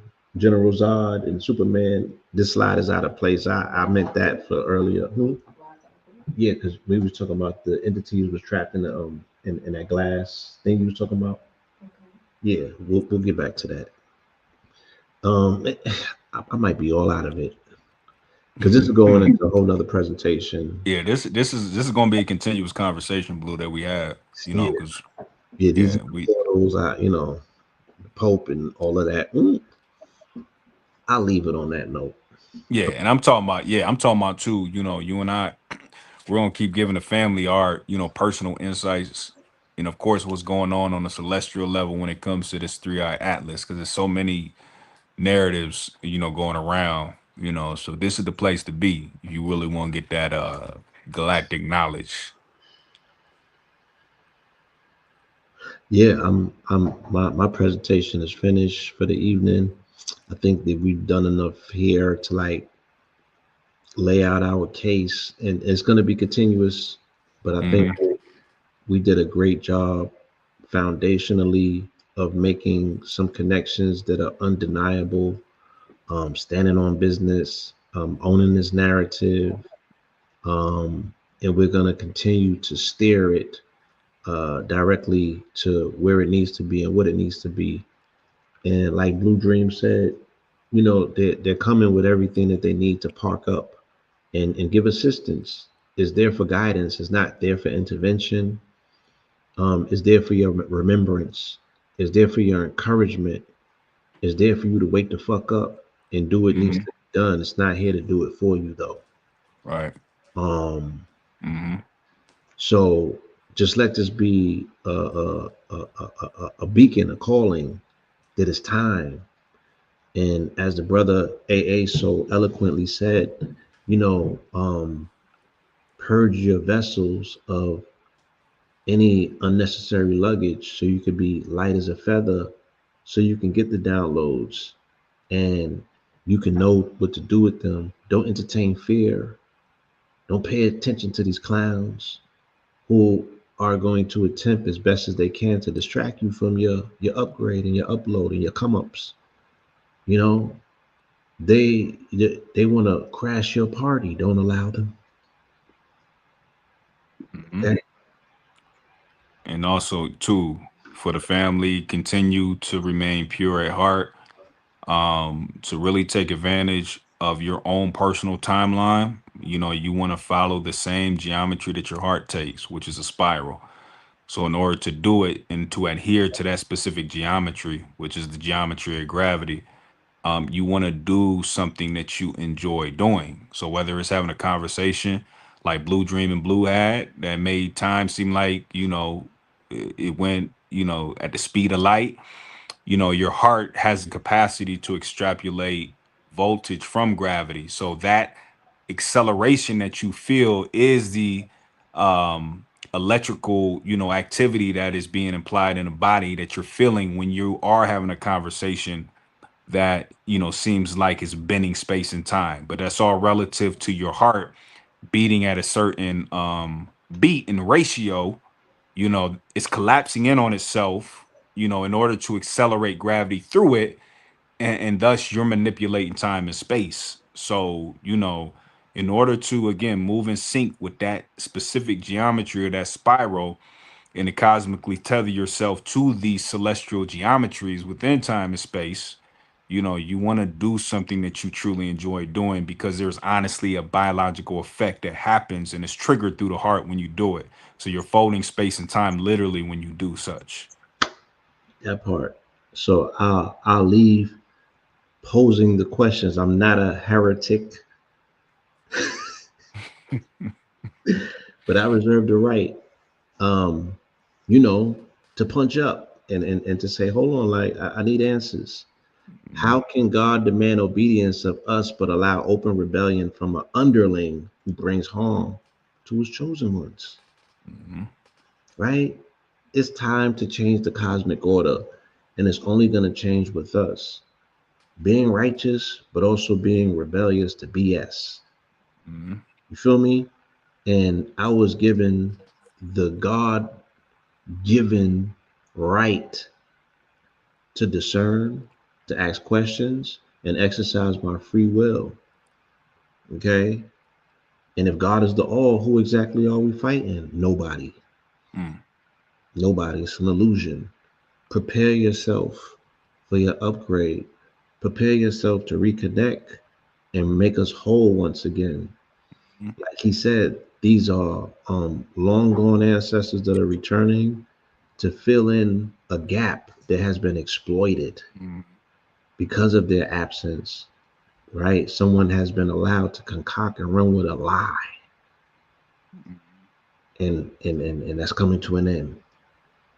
And they're going to be running, they're going to be hiding, they're going to be ducking, they're going to be begging for your guidance and assistance. They're going to need you as intermediates to have conversations with people who don't want to talk to them. Treat them like they treat you. Real talk, right? Have compassion only for those who've shown you that they're worthy of compassion. Mm-hmm. Don't get fooled with a liberal bleeding heart. Okay? Stand on business for your babies, for your loved ones, for these women and these children. Never again. You know what I'm saying? Should they be allowed to play with us? But you need Mm-hmm. to stop playing with yourself first. Facts. So let's give it up for ourselves, give it up for our ancestors. You know what I'm saying? All of the fallen ones who are now standing tall. And I want to dedicate this to the fallen angels who have risen. D'Angelo, whose Mm-hmm. name is Michael, and the etymology of D'Angelo is of the angels and messenger, and Angie Stone, and the name Angie or Angela or Angela means angel as well. So those two came together Mm-hmm. with the love of frequency, right? To create what we came down here and have the ability to create, which is sound frequency. At first, it was the word, but the word wasn't the word. At first, there was frequency, it was vibration. Mm-hmm. So I want to openly acknowledge the fact that yes, we have earth angels amongst us. We have those who have chosen to come into these vessels and come into this plane of existence to uplift fallen humanity, and we owe it enough to them to applaud because they have had rough journeys Right. down here in the illusion, but our eyes are opening, which means the skies are opening, right? Which means our hearts are opening, which means the earth is healing. I don't want to go anywhere anytime soon. I want to stay here and watch this thing turn itself around and become the garden once again. Do you know which came first? Was it a Kibalon or the Garden of Eden? Because that's what a Kibalon means. Shout out to you. Mm-hmm. Absolutely. I That's want to right. end on this note. D'Angelo's real name, like you said, is Michael Eugene Archer. Yes. So we're talking about 3i Atlas comet coming from Sagittarius. That's the harbinger right there. That's the signal. So I'll land a plane there. Absolutely. Yeah. Right. Yes, y'all. Appreciate you all. Thank you for journeying with us. Thank you for giving us, energy and feedback. And may you all have the most visual, vibrant, invigorating dreams this evening. You know what I'm saying? And we'll talk about it in the light. Peace, love, Peace. and light. Peace.